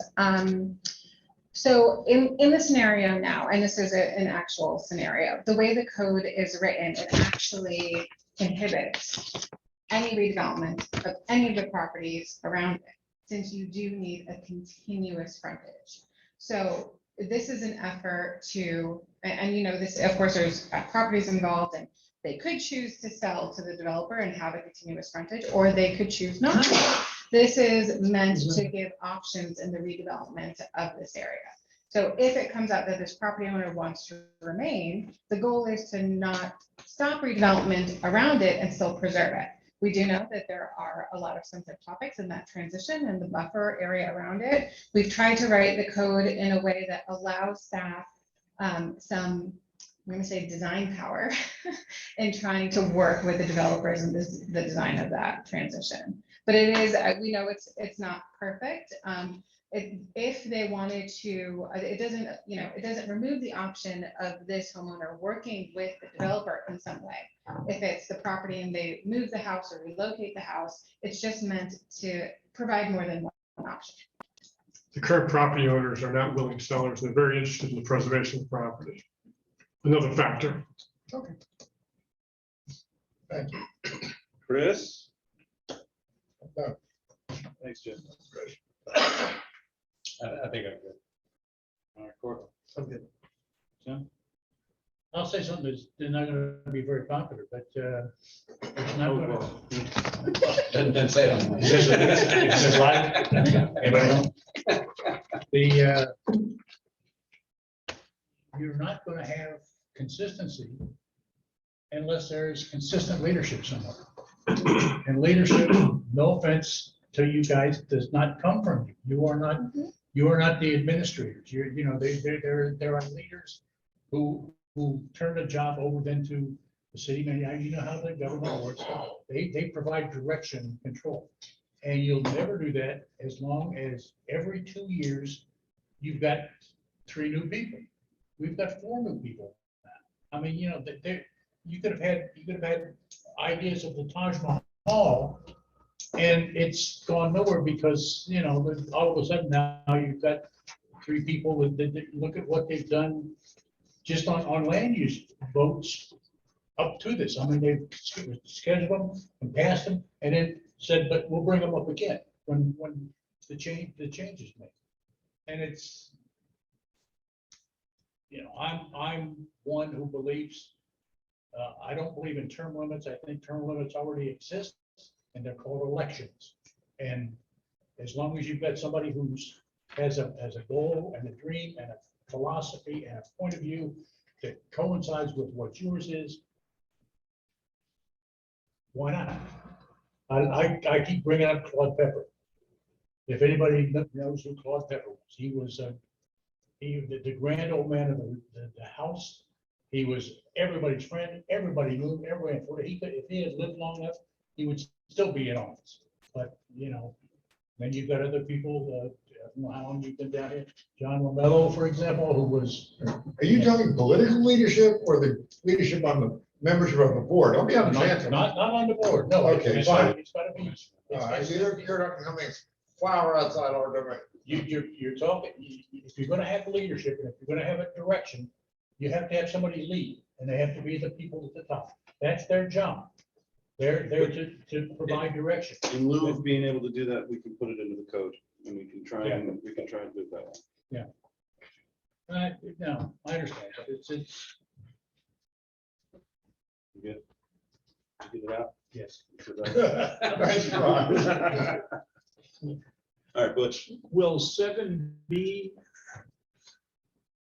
be broken down, or will it just pass as a one motion? Is that, It's one motion. it is one motion? It's currently one motion. However, the board can choose to make recommendations for changes. Understand. But that's why I didn't direct it at legal. Like, I'm a little, I'd like to know the process. When we do this, my concern was back in the day, it seemed like the city commissioners and the mayor didn't really care to preserve. Part of the reason I started volunteering for boards was because of the train station that was in my neighborhood and that got ripped down and put the store all was replaced there. So that seemed to be some kind of, maybe some people could think that that was influence from developers that was providing that to hurry up and get that out of the way and rush it through and knock it down and put something there. Does this kind of help prevent that, or is there still influence that can be put on politicians in our city that can push these through, or is this now just going straight through staff with you and with the historic board and with us as well? We're talking more philosophy here. I'm sorry. Yeah, I'm not sure. That coincides with Butch's question about them all being lumped together, because it's kind of one of those. Hang on, where you just have- Well, I see this, and that's why I put a little bit of extra effort into this presentation, because I'm going to get a chance to present this to the city commission. So new elected officials to find out where they sit on historic preservation. You're absolutely right. It does need a strong administration to support this. Already there's a property in the city that's under an adaptive reuse consideration involving the CRA. And this is one of the older homes in the city, but there's not really that natural instinct to save that property. That will probably go through, well, it's going to go through a request to remove the designation. We're going to see where that goes. Right now, there's not really justification for it. The property is the Magnuson House, and it previously went through a minor site plan modification for adaptively reusing it for an outdoor venue, a restaurant, beverage type of use. And it was approved. And it would not, and it was approved. What year? Yeah. 6 years ago. No, when was it built? Oh, that's yeah, I think that's still in the 20s, 27, 28. So approaching 100 years. Yeah.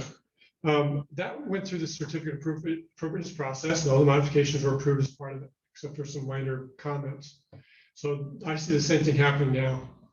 Now, whether there is some greater interest in assembly behind the scenes that had once been talked about when Town Square was under construction, because there was interest in also doing something there in conjunction with what was happening here, and people were looking for investments. And there were some willing sellers. The city in this area is on that property. So we'll find out, but you could continue to use it as they propose and be approved and not impact or not be penalized by the designation. I want to ask you one simple question. We've got a 7B, but there's a statement in here, and I want to ask you, does this capture the essence of what we are an advisory board? We're just going to make a suggestion to city council. We don't have to decide this, but as a group, do we feel this is a statement we support?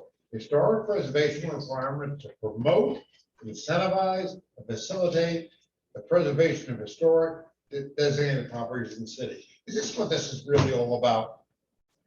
I mean, when we cut, you wanted to break it up, but is this really what we're talking about? We want to promote historic preservation in this city. If that's the case, is this what we have to vote yes for? Is that the message we want to deliver to the city council? That's, I guess. That's my answer is very good. I would entertain a motion. Yeah, I'm willing to make that motion because I think it's a nice idea. They may say no to us, but do we feel this way? Do we feel that epitomizes what our feeling? I think I know yours. Chair, if I I would make a motion to adopt 7B as stated in the document. Second. Hold on. Okay, go ahead. Do you have a comment? Now we're in We have a discussion. second. We're in discussion. Sorry. Just one comment to your question, and I think a follow-up on that, Member Sobel's comment. You asked if this kind of takes it, if it helps the process, if it takes it out of the political light. I would say yes, because what's happening, and you asked the question repeatedly during the presentation, can't you do that via variance? The question right now, that's the only vehicle to do some of these things. Variances are approved by the city commission at the city commission's will. Right, so this is taking those powers, embedding them into the code and allowing staff to review them without that process. Okay, but So it's that, a but that takes the control process, away from the commission. right, but that process also allows for public comment. So would there be no public comment available with this process that we're? This becomes part of the land development regulations. So it is now codified. There's no public comment associated with something that's Except meeting. when a site plan comes before the board. Exactly, And that's when- exactly. Public And then- public comment doesn't mean that the commission is gonna listen to the public comment. No, they certainly didn't when I was Yeah. commenting on the train station. As much as they listen to us. I just wanted to note that, because I think that's what the members were alluding to, and I wanted to make it clear on what the intentions were for this amendment. Take, if I may, this is discussion. I just want to, the reason I was talking about breaking it up or doing it all at once, I want to make sure the first two sentences agree with the last sentence. I understand. That's why, Yeah. that's why I asked, this is all, is the gist of this captured in that final sentence? That what we're voting for is to, I wanted to repeat it. Yeah, that's the message we sent. Yeah. That's the message we want to send. Okay. And board members, please know that the first couple of sentences are strictly the locations in which those amendments are happening. Okay, so we have a motion. It's been seconded, and that is to approve 7B as is. Yes. I will now Yeah, ask go ahead, go ahead. for everybody, if you are in favor, please aye. Or do we want to roll? I don't think we need a roll call. Everybody aye? Aye. Any nays? Same sign unanimous. Whee! All right. That was long. Thank you. Thank you for listening to my speech and push. With that, We appreciate that more than you know. Yeah. it's good. See if you can Thank cut you. 45 minutes out of it before you go to that. Will you please? With that, I want to quickly move you on to the next item. Number one, introduce a special guest speaker here for you to help us address your questions. Thank you for waiting. Chris Hagan is much appreciated tonight for giving up this evening to help out with this agenda. He's an experienced and senior traffic engineer with Kinley Horton. With that, I'll pass it over to you. Thank you. Okay. Good evening. Again, Chris Hagan with Kimley Horton Associates, and I'll go off topic for a second. My wife and I, 8 years ago, renovated a 1926 house in city of West Palm Beach that was almost demolition by neglect. We bought it back from the bank and foreclosed on the previous owner, and what made it kind of feasible was that the city of West Palm Beach has in their historic preservation ordinance the incentives. They've adopted the incentives that any additions and substantial renovations give you the 10-year tax exemption, ad valorem tax exemption. That really made it worth it. And I think the neighborhood we're in has a lot of 1920s houses worth saving for sure. So I think that was a nice step. So you didn't waste my time. I found this very interesting and something that was near and dear to our heart because we went through that, and nice to see buildings saved. So on to my topic. Again, I'm Chris Hagan. I'm a traffic engineer with Kimley Horton Associates, and we were asked here just tonight to walk through the traffic study review process, because I know that's something that often will come up as a question for items that they come before the board. So we've just got I think 6 total slides here that just kind of try to walk through the process. I'm more than happy to answer any questions. So feel free to stop, jump in, ask any questions as we come along. You've only got 4 slides now. Well, so when I printed the PowerPoint on a PDF. They're not there. Well, when I printed the PowerPoint on a PDF, I did 2 slides per page. So I think I've got a title slide and six slides there. Yes. First of all, just going through the process, shorthand, we usually refer to a traffic study as a TIA, a traffic impact analysis. And typically when we're doing it for a project that's in the city of Boynton Beach, there are two audiences from a review standpoint, in addition to, later going in front of this board and city commission. One is that there is a city review that takes place. And usually the city review is looking at some of the elements that don't get covered in the county review. The county review is very, the procedure for a traffic impact study in the county is defined. It's in Article 12 of the county's land development code, and it's very prescriptive. That article is probably 60 pages long, and it goes through various procedures and then exceptions and different things, but it's very prescriptive. It says if you have this many trips, if a project's going to generate this many trips, then you do A, B, and C. If it's going to generate this many trips, you do A, B, C, D, E, and F, and it's almost like a flow chart. But what is good about that is it makes it very predictable and I think consistent. What's bad about that is that every site is unique. You've got a different context that each site is located in, different set of roads that it's around, different characteristics. One may be near railroad tracks or some other thing that's different, and so there are very site specific things that need to be taken into account. And that's why a lot of times what city staff will look at is things that would normally kind of fall through the cracks in the county review, and look at maybe some of the more localized impacts, but also some of the things that may be very unique to the property itself. So again, the city review will often look also at minor intersections, like maybe a stop. There might be a intersection with a two-way stop sign control on it nearby.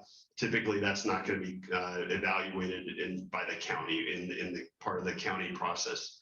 And also, when you have driveways on city streets, that's up to the purview for the city to look at. So those are all things that are looked at from the city standpoint. The county is really taking a much more macro look. I'll actually jump to the next slide because the county publishes a map. That's the Palm Beach County Thoroughfare map. And these are the major roadways. Some of them are under the jurisdiction of FDOT. Some of them are under the jurisdiction of the county. And then some of these are actually under the jurisdiction of the city, but some of the more major city roads. And this is really what the county process is meant to look at, is to really evaluate, is there going to be enough capacity on these roads, and can they handle it? And if not, what needs to be done? But then again, at the city level, there's certainly plenty of roads here that are important on a very local level that aren't included on the county's thoroughfare map, because the county is really just looking at this macro view. And I have an excerpt from that map because I thought it would be relevant and important for the board here to look just specifically, blow up here the Boynton Beach area, and you can see which roads are on there. So again, some of them are under the jurisdiction of FDOT. So Boynton Beach Boulevard, for example, Federal Highway, those are FDOT jurisdiction roads, but those are roads that get evaluated when we go through the traffic impact analysis process at the county level. The county will look at projects' impacts on those roads. And then you've also got county facilities, Military Trail, Congress Avenue, et cetera. And then some of the city roadways, I believe Seacrest, I think, is maintained and under the jurisdiction of the city, but it does appear on this map. So when you do a traffic impact study, the county will still look at the level of service on Seacrest, for example, and Gulf Road, et cetera. So that just gives you a scale of what the differences are, what really the county focus is in this process. As we go through the process, then this is kind of I think the heart of the subject matter, because it goes through really the steps of what we need to look at and what we're required to look at when we conduct the traffic impact analysis. just pulled up just for reference purposes because I thought it may be useful to speak from. This is a site plan for a project that came through years ago in review here at the city. This is the High Ridge Apartments that are at the corner of Minor, the northwest corner of Minor Road and High Ridge Road. So, that was built, probably 6 or 7 years ago. But it went through a process where it was reviewed by the county. The traffic impact study was reviewed by the county. It was also reviewed by the city. And so what we first start off with is that a site plan like this is developed, and to orient yourself, north is to the right. So kind of along the long way on the south, the bottom side of the site plan is High Ridge Road, and then kind of going up and down is Minor Road. So north is oriented to the right. But the architect develops a site plan like this, and there will be some input that comes from this civil engineers looking at drainage, stormwater retention, and there will be a variety of planners, architects, engineers that are providing input as this is developed. But typically when the traffic study is done, the site plan is at some level of design similar to this. And so what we would look at from this is, well, how many units are total are on the property, and we'll conduct, we'll determine what the trip generation is expected to be. So how many trips are going to be generated by this property? And there are always a lot of questions about, well, how do you figure out how many cars are going to be going in and out of here every day? And there's some national standards that are published, and those are based on actual counts that have been conducted. So we rely on, there's an organization called the Institute of Transportation Engineers, and they've compiled data where they'll take an apartment complex like this that's been built. Somebody will go out, they'll usually they can set out machines that'll count cars going in and out over the course of the day, and then over the course of typically a peak hour. So we'll look at the morning peak hour as people are going to work, the evening peak hours as people are coming home from work, and it'll count the number of cars entering and exiting. And from that, then a number of those studies are done, and they'll compile data. So the data set we're working from might have 200 apartment communities where those types of studies have been done. They come up with a rate that might say, for example, it's around on a daily basis, it's close to 7 trips per unit per day that are going in and out over the course of the day. And so we'll apply that and say, if there are going to be 200 apartments here, then we'll say, well, that's 1,400 trips per day. And we'll also break it down to peak hours. And what we're typically looking at are the peak hours, because that's what the roads are designed for. The daily number really doesn't matter as much, because what really matters is really the peak and the capacity of the road and how it can handle it. And so we're looking at the 1 hour in the morning, 1 hour in the evening, when the traffic levels are the highest. So we'll take that data, and then once we've been able to predict how many trips are going to be going in and out, then we'll assign it. So a property like this actually has multiple driveways. There's a driveway on Minor Road that's shared with the school to the north. There's also a driveway on High Ridge Road. We can use computer models, but we can also use, sometimes just a visual analysis of, well, I-95 is to the east. You've got, certain attractors, and getting down to Gateway Road to the south. That's where the majority of traffic's going to head because of the need to get to I-95. And we're able to assign traffic and say, okay, well, if there are 100 trips coming in and out during the morning peak hour, maybe, again, from a computer model, we can come up with it saying, okay, 75 of those are going to go out the driveway on High Ridge Road, and they're going to, then 40 go south and 35 go north on High Ridge. And again, we can work through that. Once we've done that, then in the county process, we look at, well, is that enough traffic where we significantly impact the road where we need to look at it? Because yes, sometimes you may have a road that is already at capacity or over capacity. And if there would be, you could be stuck in a situation that would say, well, okay, well, then you can't allow any redevelopment to occur and no development to occur. If you said, well, even if you had one trip to that road, then it's already failing, we're closing the door. I think from a policy standpoint, it was decided, well, we don't want to close the door because then you have properties that could go into decline and decay, and you need to give people the ability to redevelop and reinvest in those properties and give them an ability to at least, they could, possibly generate a little bit more traffic. And so the county's rule is if the project is going to, if the amount of traffic generated by the project is less than or equal to 1% of the capacity of the road, then you don't significantly impact that road and no analysis needs to be done on that road. But if it's above 1%, then you do have to analyze it, see if there's capacity and see if something needs to be done.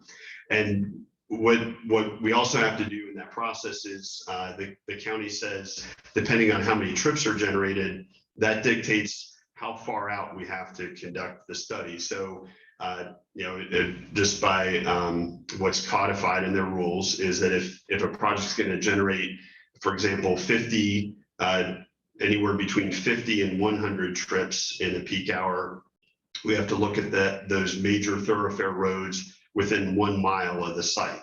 But any of them where the project traffic is less than 1%, we don't look at those roads and we can just focus on the ones where project traffic is more than 1%. So that's how the county goes through the process to figure out what we have to look at and what we don't have to look at.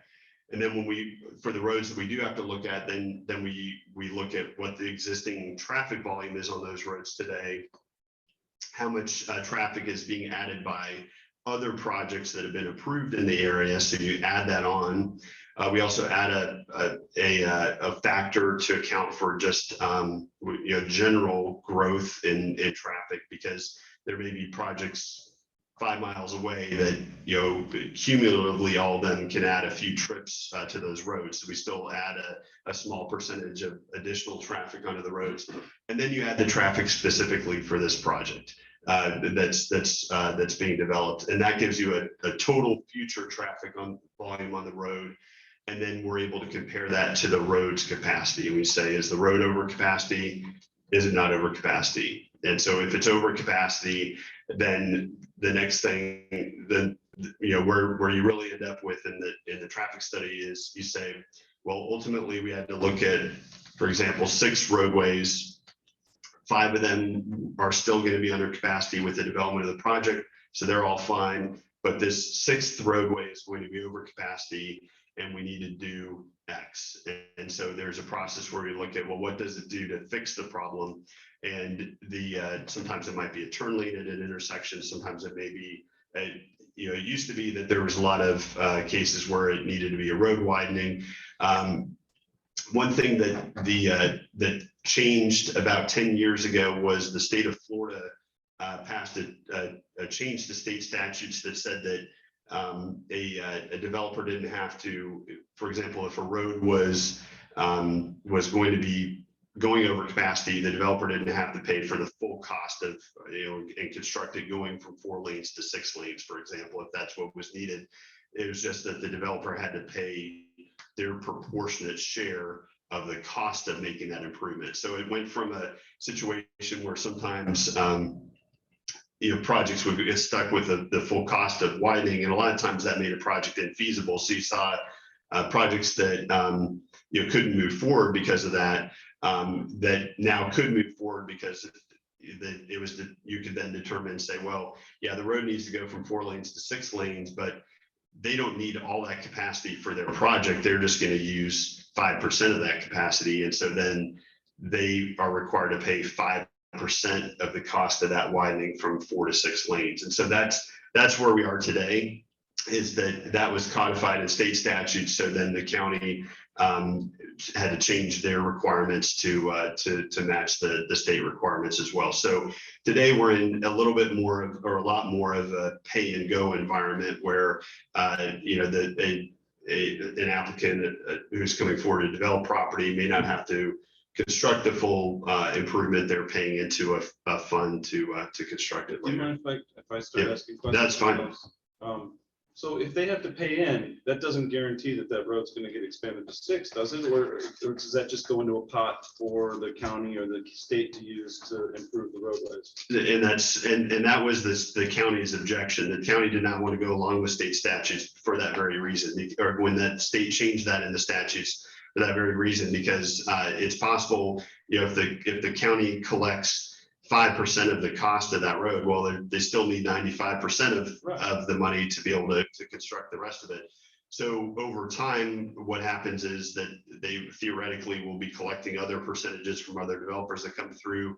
But also developers are, even if you could also have a condition where it shows that all 6, if you had to analyze 6 roads, all 6 of them are under capacity and no improvements are needed. The developer is still required to pay impact fees to the county, and so the county collects those. And so the county can also take those impact fee monies and say, okay, well, we collected 5% for widening from this project. We collected 7% from this project. We collected 8% over here, so that covers 20%. The other 80% is going to come from all these other impact fees we've collected, and that gets done. Is So that fence money, or does it go in the general fund at the end? So it goes into, the county does have a statutory requirement, not only that the impact fee money gets spent on their road improvement program, but not only that, they divide the county into road impact fee zones. So money collected in Boynton can't be used to widen a road in Jupiter. Thank you. So, but it still is a wide geographic area, and that probably plays in. I heard there was a reference made earlier to the city potentially voting to move out of the county's impact fee structure and adopting a mobility plan, which is something the city of Palm Beach Gardens has done. They're in a lawsuit with Palm Beach County over that right now, but that's that guarantees that the money all gets spent in Boynton Beach and not in Del Rey or the South County, which is where this impact fee zone is that you're in. Just to one thing that slide talked about was the measure that we're using to see if a road is over capacity or not is a scale we refer to as level of service, but it's A through F, and it's just like school. A is very good.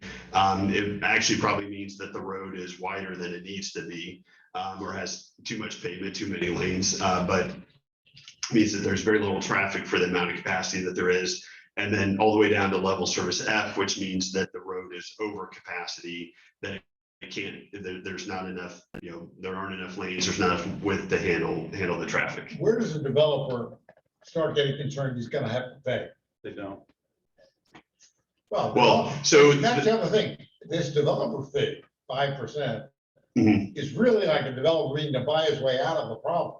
It's not his problem. He figures 5% in his development cost, pays it off, and doesn't care what the county does. But at what point in this whole matrix that you've shown us, would a developer have to start paying?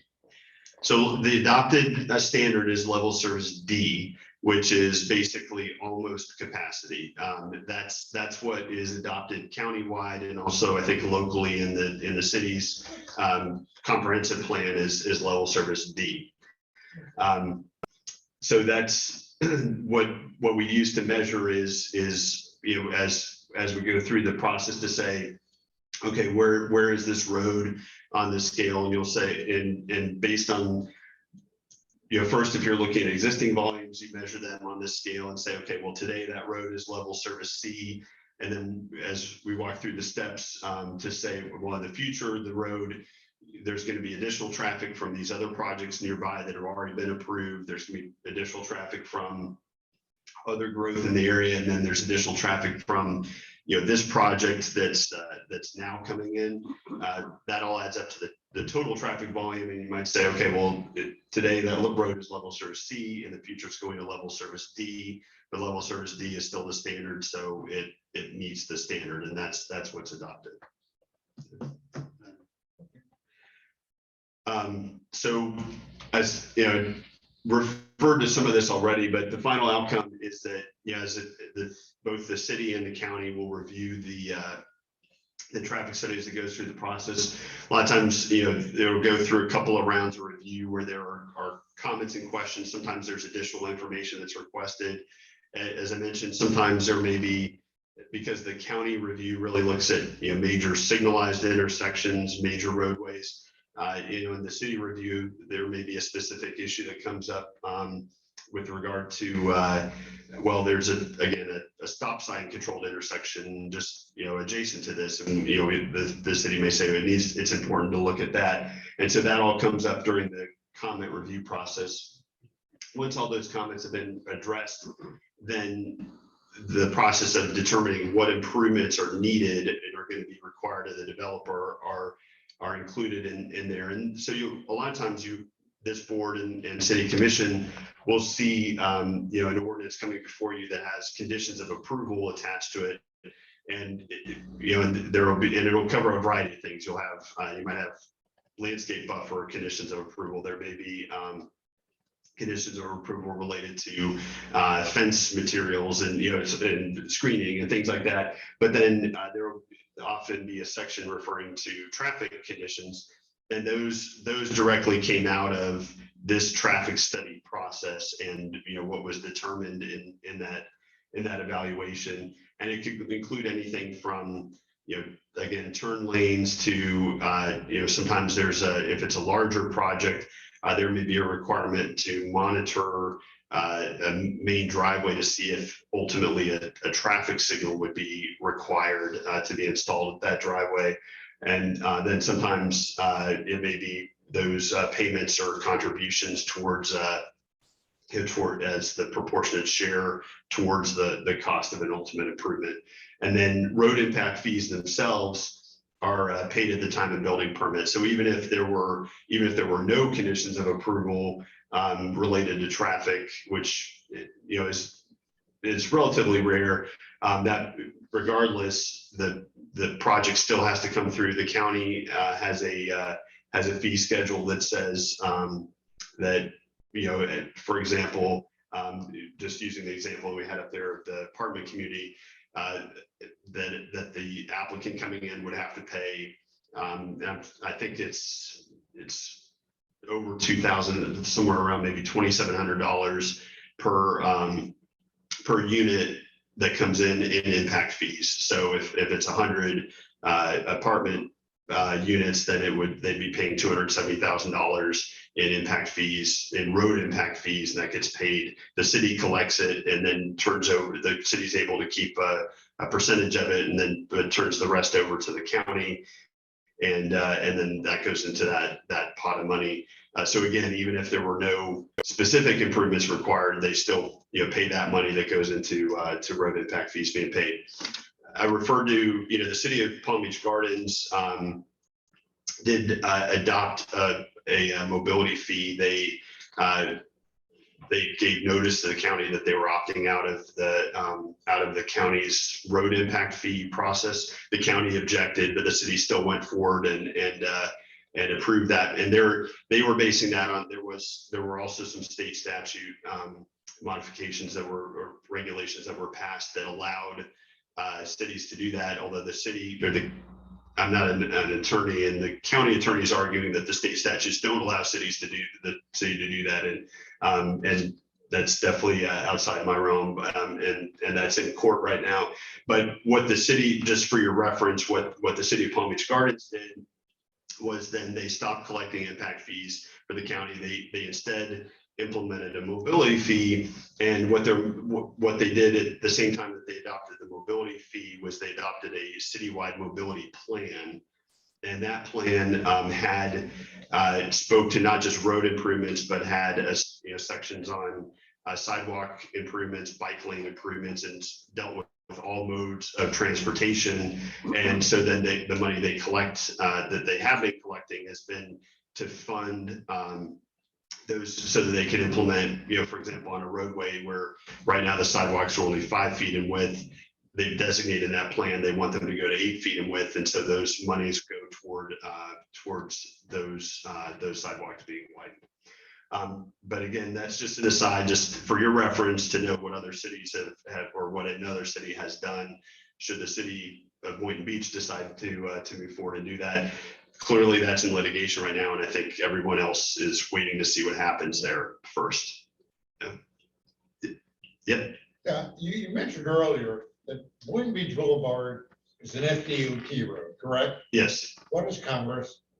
Congress in this section, there's a portion of it that's under the jurisdiction of FDOT, but I believe that most or all of it that's in this city of Boynton, maybe county. I would need to double check that because it changes jurisdiction. My question. Yeah. If it's an FDOT road, do we have any impact on this, or is it outside our domain? Well, in what way? Well, do we have, I mean, does it come to us for review, or does it have to go to FDOT and whatever we decide, doesn't matter? Well, the project, so the county acts as the clearinghouse. So all the roads that are on the thoroughfare map, they review the capacity on those roads, whether they're under the jurisdiction of FDOT, the county, or the city. So the county is really right now the clearinghouse, saying and FDOT relies on them to be able to be the ones to sort of monitor whether or not the roads are over capacity, and if so, if something needs to be done on them or not.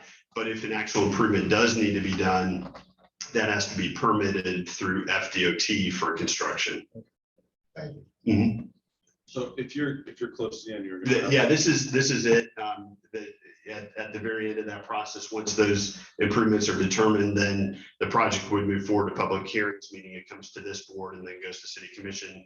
There's usually an ordinance or resolution, and then it has conditions of approval attached, including conditions that may require adding turn lanes or paying additional fees, et cetera. Thank you. Mike, if you don't mind, I'm gonna let the board, if anybody has any questions about the process and all that, and then if you don't mind getting on the hot seat for a little bit so we can ask questions about how the city moves forward with this. I'll do our best. You guys got anything? I just want to kind of find out when the portion of the study where they're doing the trip counter, that way the counter in the road, on a project that's, I'm just going to go back to last month when we had a project that was over on Boynton Boulevard and Kenneth Road. So when they present this traffic study, and they're showing the daily trips, I think the question was asked, when was that study done? What were those numbers based upon? And it was, I believe, I may be misspeaking, but it might have been a few years prior. Was it? I don't know how. Is there a time frame that you have? Yeah. So ideally, and that's a very good point. What the standard also is that's adopted here within the county is that the traffic volumes that are supposed to be analyzed are supposed to be peak season. So they should be ideally collected between January 1st and March 31st of any given year, so that they capture, we have snowbirds down here. Of the year of the application. Of the year of the application, yes, because typically, so there are two typical requirements. One is that the data should be collected between January and March, and it should be no more than 12 months old. So it should be within a 12-month period from when the study is being done. Two complicating factors. One is that, if you're starting on a project looking at it in April, it's difficult to wait, to say, well, that everything's just going to be on hold for 8 months while you wait till the next peak season to roll around. So data that's collected outside that time period, FDOT has some locations, throughout the state, throughout the entire state of Florida, but in each county where they have continuous counts that are being conducted. And so what they do is they publish a table of peak season factors. So you can take a count that's done in a certain week in July, and you say, okay, well, the factor for this week in July is 1.12. And so you multiply any count done that week by 1.12, so add another 12% onto it, and that takes you to peak season conditions. So we have adjustment factors that are used to do that. But the other complicating factor within the last couple of years was the pandemic. And so what was done during that time, because if you couldn't go out in 2020 and collect traffic volume counts because people were working remotely, schools were closed, et cetera. So what was done then was that it was the requirement that data was collected within the last 12 months was relaxed, and that was relaxed throughout 2021 as well because of the ongoing pandemic. So only recently have they kind of gone back to saying that data needs to be collected within the last 12 months, and really ideally in 2022. But there are projects that started moving forward in 2020, 2021, and those just used older data because of that. So there's the county data that they refer to factors, but the trip counter is not required for a project is being going through that preparation for submissions. They don't go through that. They just refer to data that's already been that's on file. Yeah, so the Palm Beach County is a little unique because the county does have a county-wide traffic counting program and or process. So every year they go out and on those thoroughfare roads, most of the thoroughfare roads, they put down the pneumatic hose counters, they count those, and the county actually prefers that data be used because that gives everyone a consistent baseline, and because they collected it, they trust it the most to be accurate.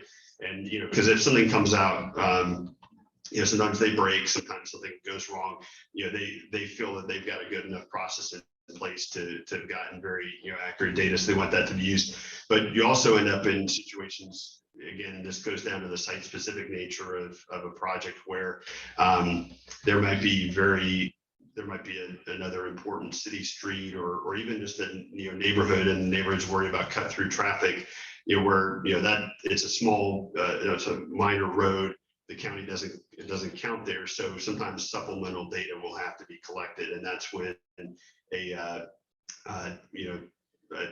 firm that specializes in that will be hired, and they go out and they set down the pneumatic hoses across the road and count the cars.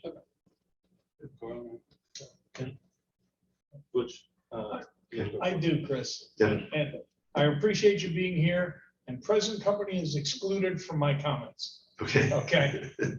We or I personally have sat through a lot of traffic studies. Mm-hmm. Could you possibly go back to the Boynton Beach area? You had that.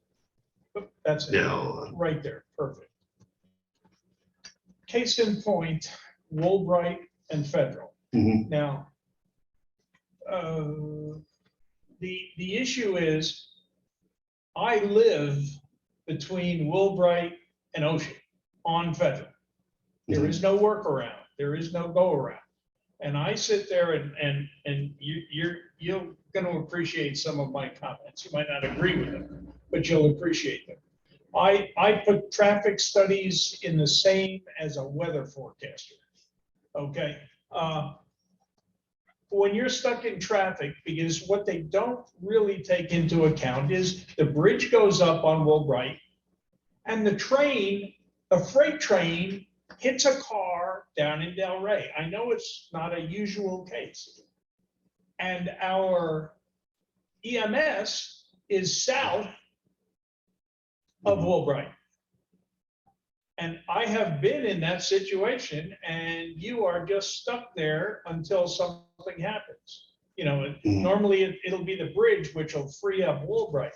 But those are the kind of things that get so frustrating. And I'm going to take that one step further for those of you that remember Riverwalk and the issue about the traffic count. They didn't have to do a new one because they used statistical data. Well, it seems to me that Florida, and if I elevate my voice a little bit, it's just because this is personal. Mm-hmm. Florida is increasing 3,000 people a day, according to the governor. When you use a study that's 2 years old on suppositions, it just gets frustrating. When you are, not you personally, but a traffic engineer is mentioned in my car quite a bit when we're stuck in traffic, okay? And it's got familial history all over that comment. it's just something, and I know you hear this, and there's nothing you can do, but it's very frustrating to sit and listen to something when you know it is not gonna be correct. Chris, can you touch upon the residential exceptions for the coastal area? Because I think that obviously adds a lot more traffic than what normally would be detected. Yeah.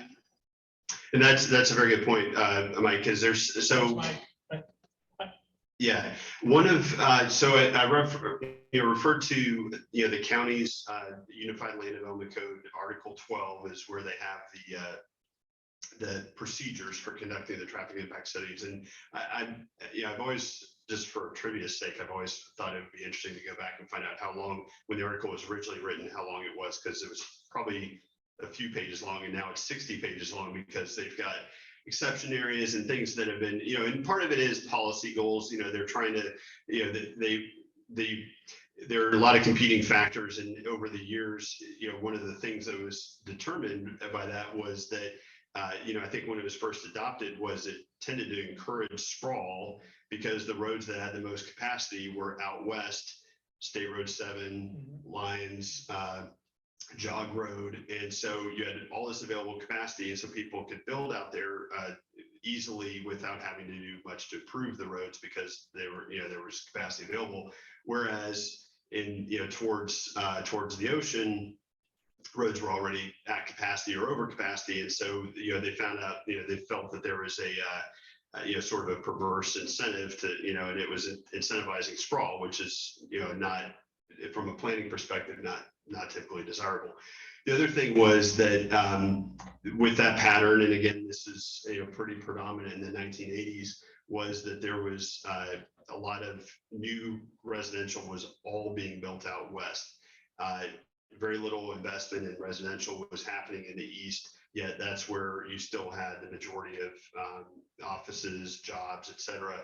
And so as sprawl was continuing to move further and further west towards the turnpike and, north of here, towards Wellington, et cetera, there were longer and longer commute times. And, you're also just finding, again, that all this residential development being built out west and people having to drive much further to work, adding congestion to the roads, et cetera. So a policy decision was made to try to, and at that time, there really was no residential being built in the eastern part of the county, to incentivize residential development east of I-95. So the county, one of the exceptions that got added to the Unified Land Development Code, and it was in the, I don't know the exact date, but early 90s, around 1990, or possibly maybe a couple of years after that, was that basically any residential east of I-95, the boundary jogs a little bit, like once you get up to Palm Beach Gardens, it jogs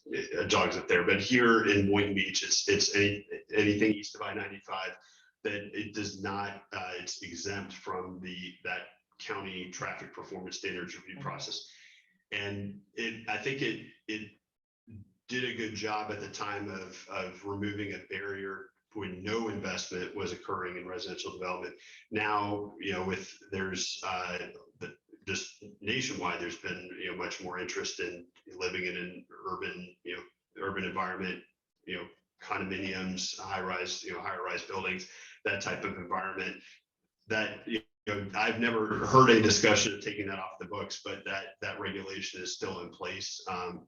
And so residential development east of 95, basically just does a traffic statement that says, that pursuant to the county standards, and that's a countywide policy that was adopted. So it's still on the books. So Mike, how does the city account for that with our infrastructure that we have and our traffic?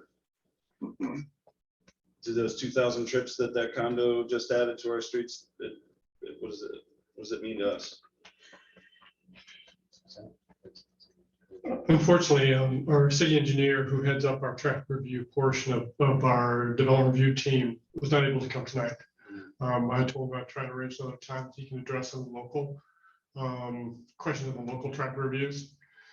We do have adopted standards intercom plan for our roadways, of course, adopted, as Chris said, what the county has, as well as our own standards.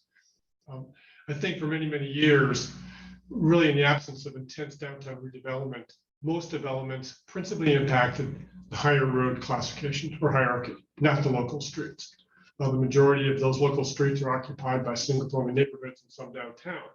And obviously, when traffic engineers are funneling or distributing the traffic out of the roadway network, it typically has quick access to your higher classifications of roads.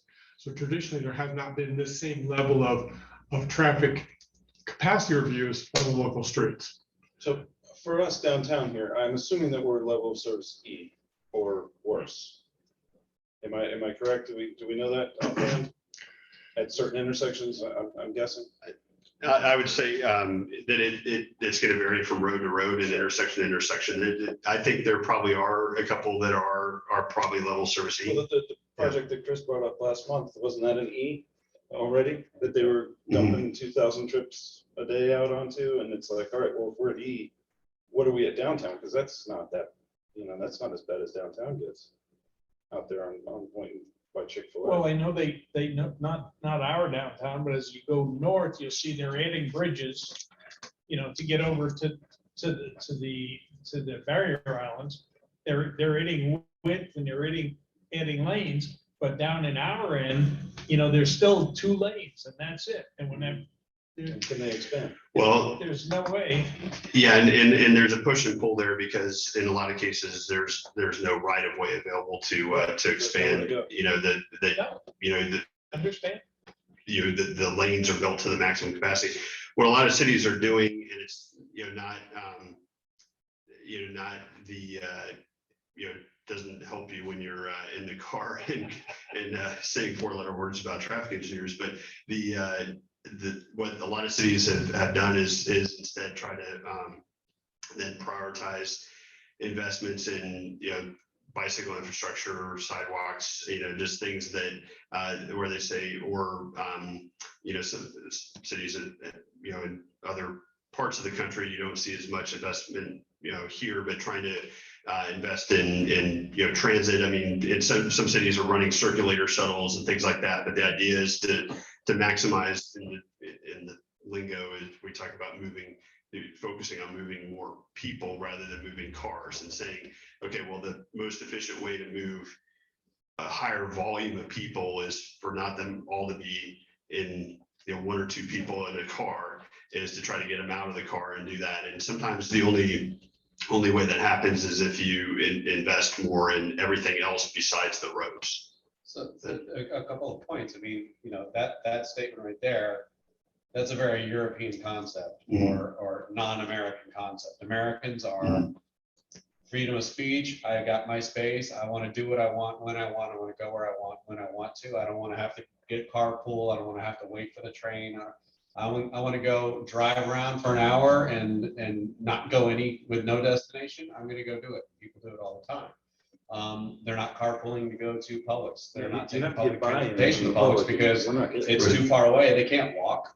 Yeah, that's where this is my point in a lot of comments is when we're proposing developments in the downtown district where the highest densities, we're not requesting from the developer that a grocery store go in there, so that we're reducing the distance on the trips. So because there's not one person that's gonna buy a condo in 500 Ocean that's going to walk or ride their bike to Publix or back. They're going to drive.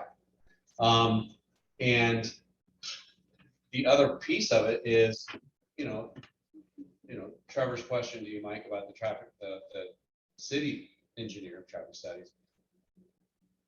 That's just a person that's providing data. It's the CRA, it's the planning and zoning, it's the development or the districting of these zones and the development of the densities in these zones that's creating and adding to the traffic congestion. So if we have a street, US 1 that is already at capacity, the state or the county said, hey, we're gonna disregard some verbiage to encourage, incentivize development in these areas because we need it. It's due. We want to kind of bring everybody.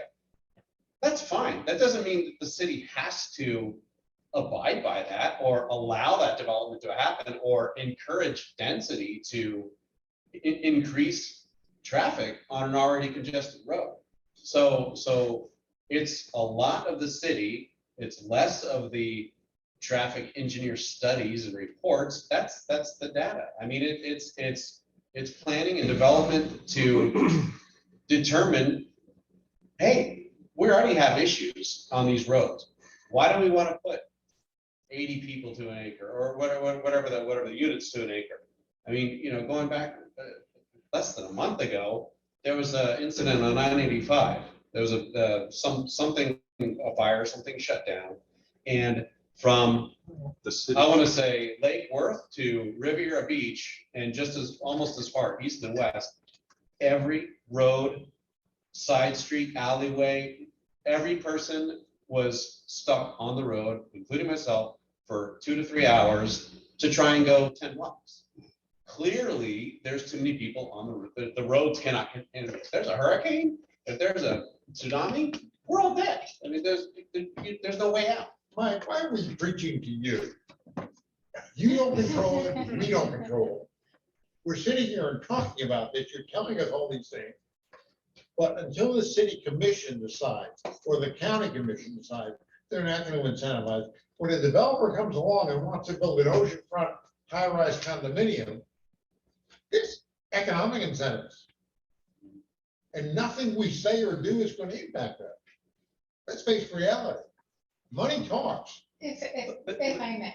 Oh, sure. Just real quick, Amanda. But if they're trying to develop and maximize on a piece of property because they already have the capacity to put 80, 100, 400 units on a piece of land, they're going to do it. It's the city is determining how many units they want to put on there. So that's why we are preaching to the city. Well, yes, but I'm not preaching to him. No, We have a preacher. you know what I mean? Yeah, It's on record, it's record, it's in the minutes. They're the only ones who do it. And I do think that this is, an appropriate forum to have these discussions, and, we appreciate your feedback, and a lot of this, revisioning can happen. I think, Boynton Beach, there was references earlier about Delray versus Boca versus Boynton. Boynton is a series of smaller districts. I think that everyone, a lot of people, including myself, concentrates on the most intense areas. Our highest densities are 80 to 100 units an acre. That is literally in about a 4 or 5 block area. That's it. The majority, and and I'm glad we're having this because I think I was discussing with our new board member that we do development 101s for our commissioners, and I was thinking of doing a kind of version of that for you all, more on the visioning side. What's existing? Like what is the vision? What are we working towards? Yeah, that's it. I think it's a good idea. We haven't done it in a really long time, and vision has changed over the last several years, and we could be revisiting here soon again too. But and I think that concentrated area in which we do have 80 units an acre, there is really only 1 or 2 projects built at that. And we did just go through a mobility plan and the mobility fee that was discussed a little bit, where, and I would love to show you guys that presentation also. And, is the solution really building wider roads? Is the solution to stop developing or limit developing? I think that the route that the city has taken is to allow development in certain areas with alternate transportation in certain What areas. alternate transportation is The there? mobility plan outlines all of it, so it's So not you're in there hoping now. for a buy-in for something that's not guaranteed. No.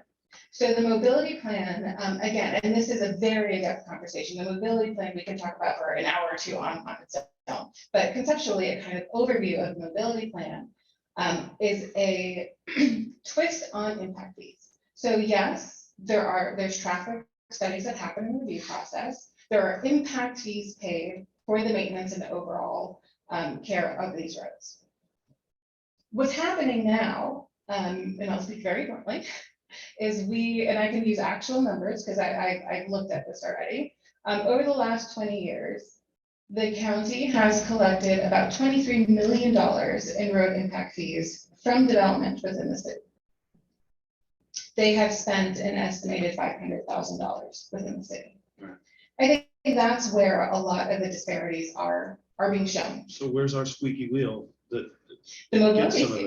that? So this fee, and I will bring this back to you, because I do think it's an important part of the conversation. What this mobility fee proposal does, and again, it's controversial, there's litigation around it. But the idea behind the mobility fee is that those fees are now collected by the city and not the county. And the city's mobility plan outlines areas for mobility options in the areas that we are adding density. And road capacity projects in the areas that we need road capacity. So it's a much more detailed, finite look at mobility than we're seeing presented now and how the system works now. It is radically changing from what the current system is.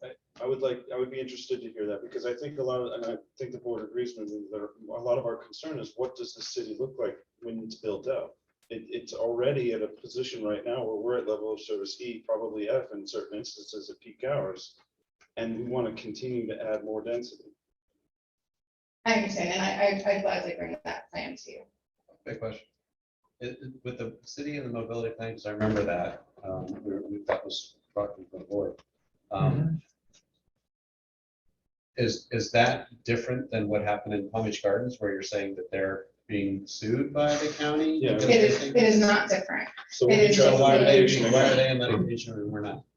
We haven't implemented both of them. So they started a couple of years ago, and they have actually been collecting this fee and stopped paying the county fees altogether.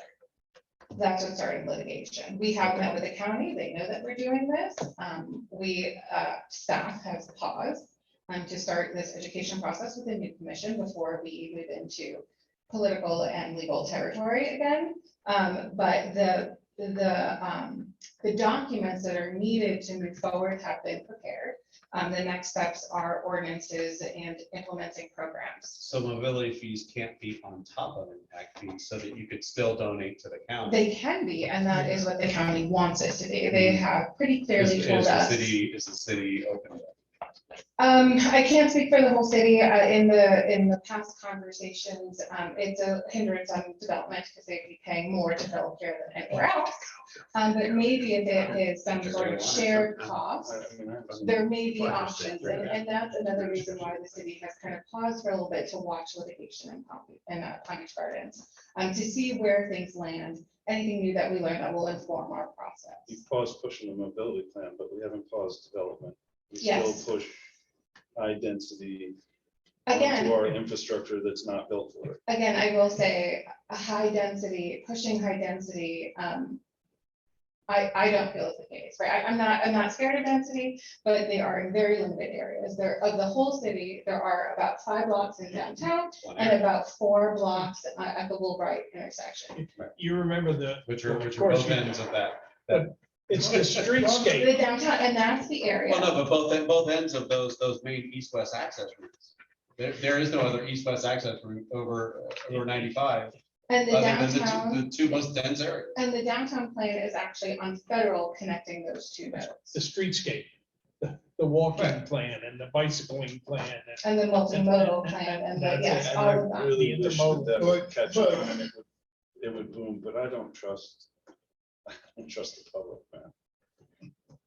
Unfortunately, I can't plan for that. I'm gonna ask you, please, to control this board, so there are individual conversations going back and forth. If someone wants to talk, let them raise their hand and talk. Would you like to talk? I have one question for you, just briefly. With all of this discussion about, and Butch has, spoken the concern about density, can you tell us, you deal with the commission, not us, we don't, although I have representatives from my community who do go to every commission meeting. Are they on the same page as we are? Or is it, go ahead and develop this Boynton Beach, or starts looking like Delray and Boca?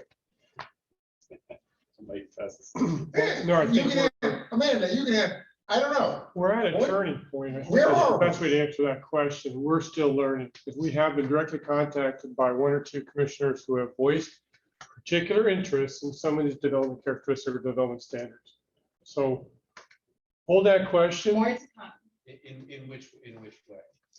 In the They're last, questioning it, or that they want to open the door for more? so if you would have asked me a couple months ago, I would have said, yes, the city commissioner is generally supportive. That was the commission that approved the redevelopment plan and has been implementing the densities, the streetscapes throughout the last 6 years or so. Now, we have a largely new city commission, and we'll see if they agree with the visioning, or they might ask us to relook at some of those visioning. We do have a public request from Commissioner Turkin at the last city commission meeting to look at height options, not necessarily density, but heights. And so, again, all of this will probably unfold in the next couple of months. I have to ask a personal question. The rest of you all can go home. Obviously, I can't. I just need to have an idea. The last thing on here is conservation. We just spent an hour on traffic. We didn't solve anything, but we spent an hour talking about it and ventilating. How long is it going to take? So how about this? Would you like to make a motion to table that until the next I meeting? would like to, well, I Can would you- like to make that motion, if that's Board- okay. with the you. board's I would preference. definitely entertain that. Could you add to that a sustainability, talk about our sustainability code for the new members as well? In next month? Since it kind of Yes. goes with natural areas, hey, let's go green next period, Let's go next, green. meeting. And as we, maybe the next one or the next meeting, we could talk about doing a CRA development plan. Yes, probably the bigger one that's gonna take a little bit more time. Right. So maybe on an agenda that we don't have any public hearings, we can coordinate from the board. Would like to hear that. All right. Thank you. I think there's a motion to table that. Do I get a second? Second. All right, all those in favor? Aye. Nobody's opposed to Chris, that. thank you. Thanks, guys. Appreciate your Thank you very time. much. That was very informative. All right, we have had a ton of comments by members tonight. Anyone want to pile on anymore? Four score, 7 years ago. All right. I do. Yeah, please, do. I'm just gonna introduce myself Awesome. to the board. Portland McGuire, I'm a former candidate for District 3. I have good relationships with just about everybody on the commission, and I intend to make our voice heard. I think that it's important. I think I'm easy to get along with. They're well in the sandbox. I think they have a lot of the same interests as you.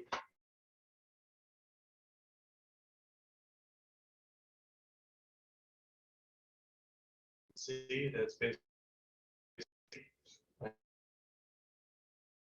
in Orlando, so I have another advertising agency there.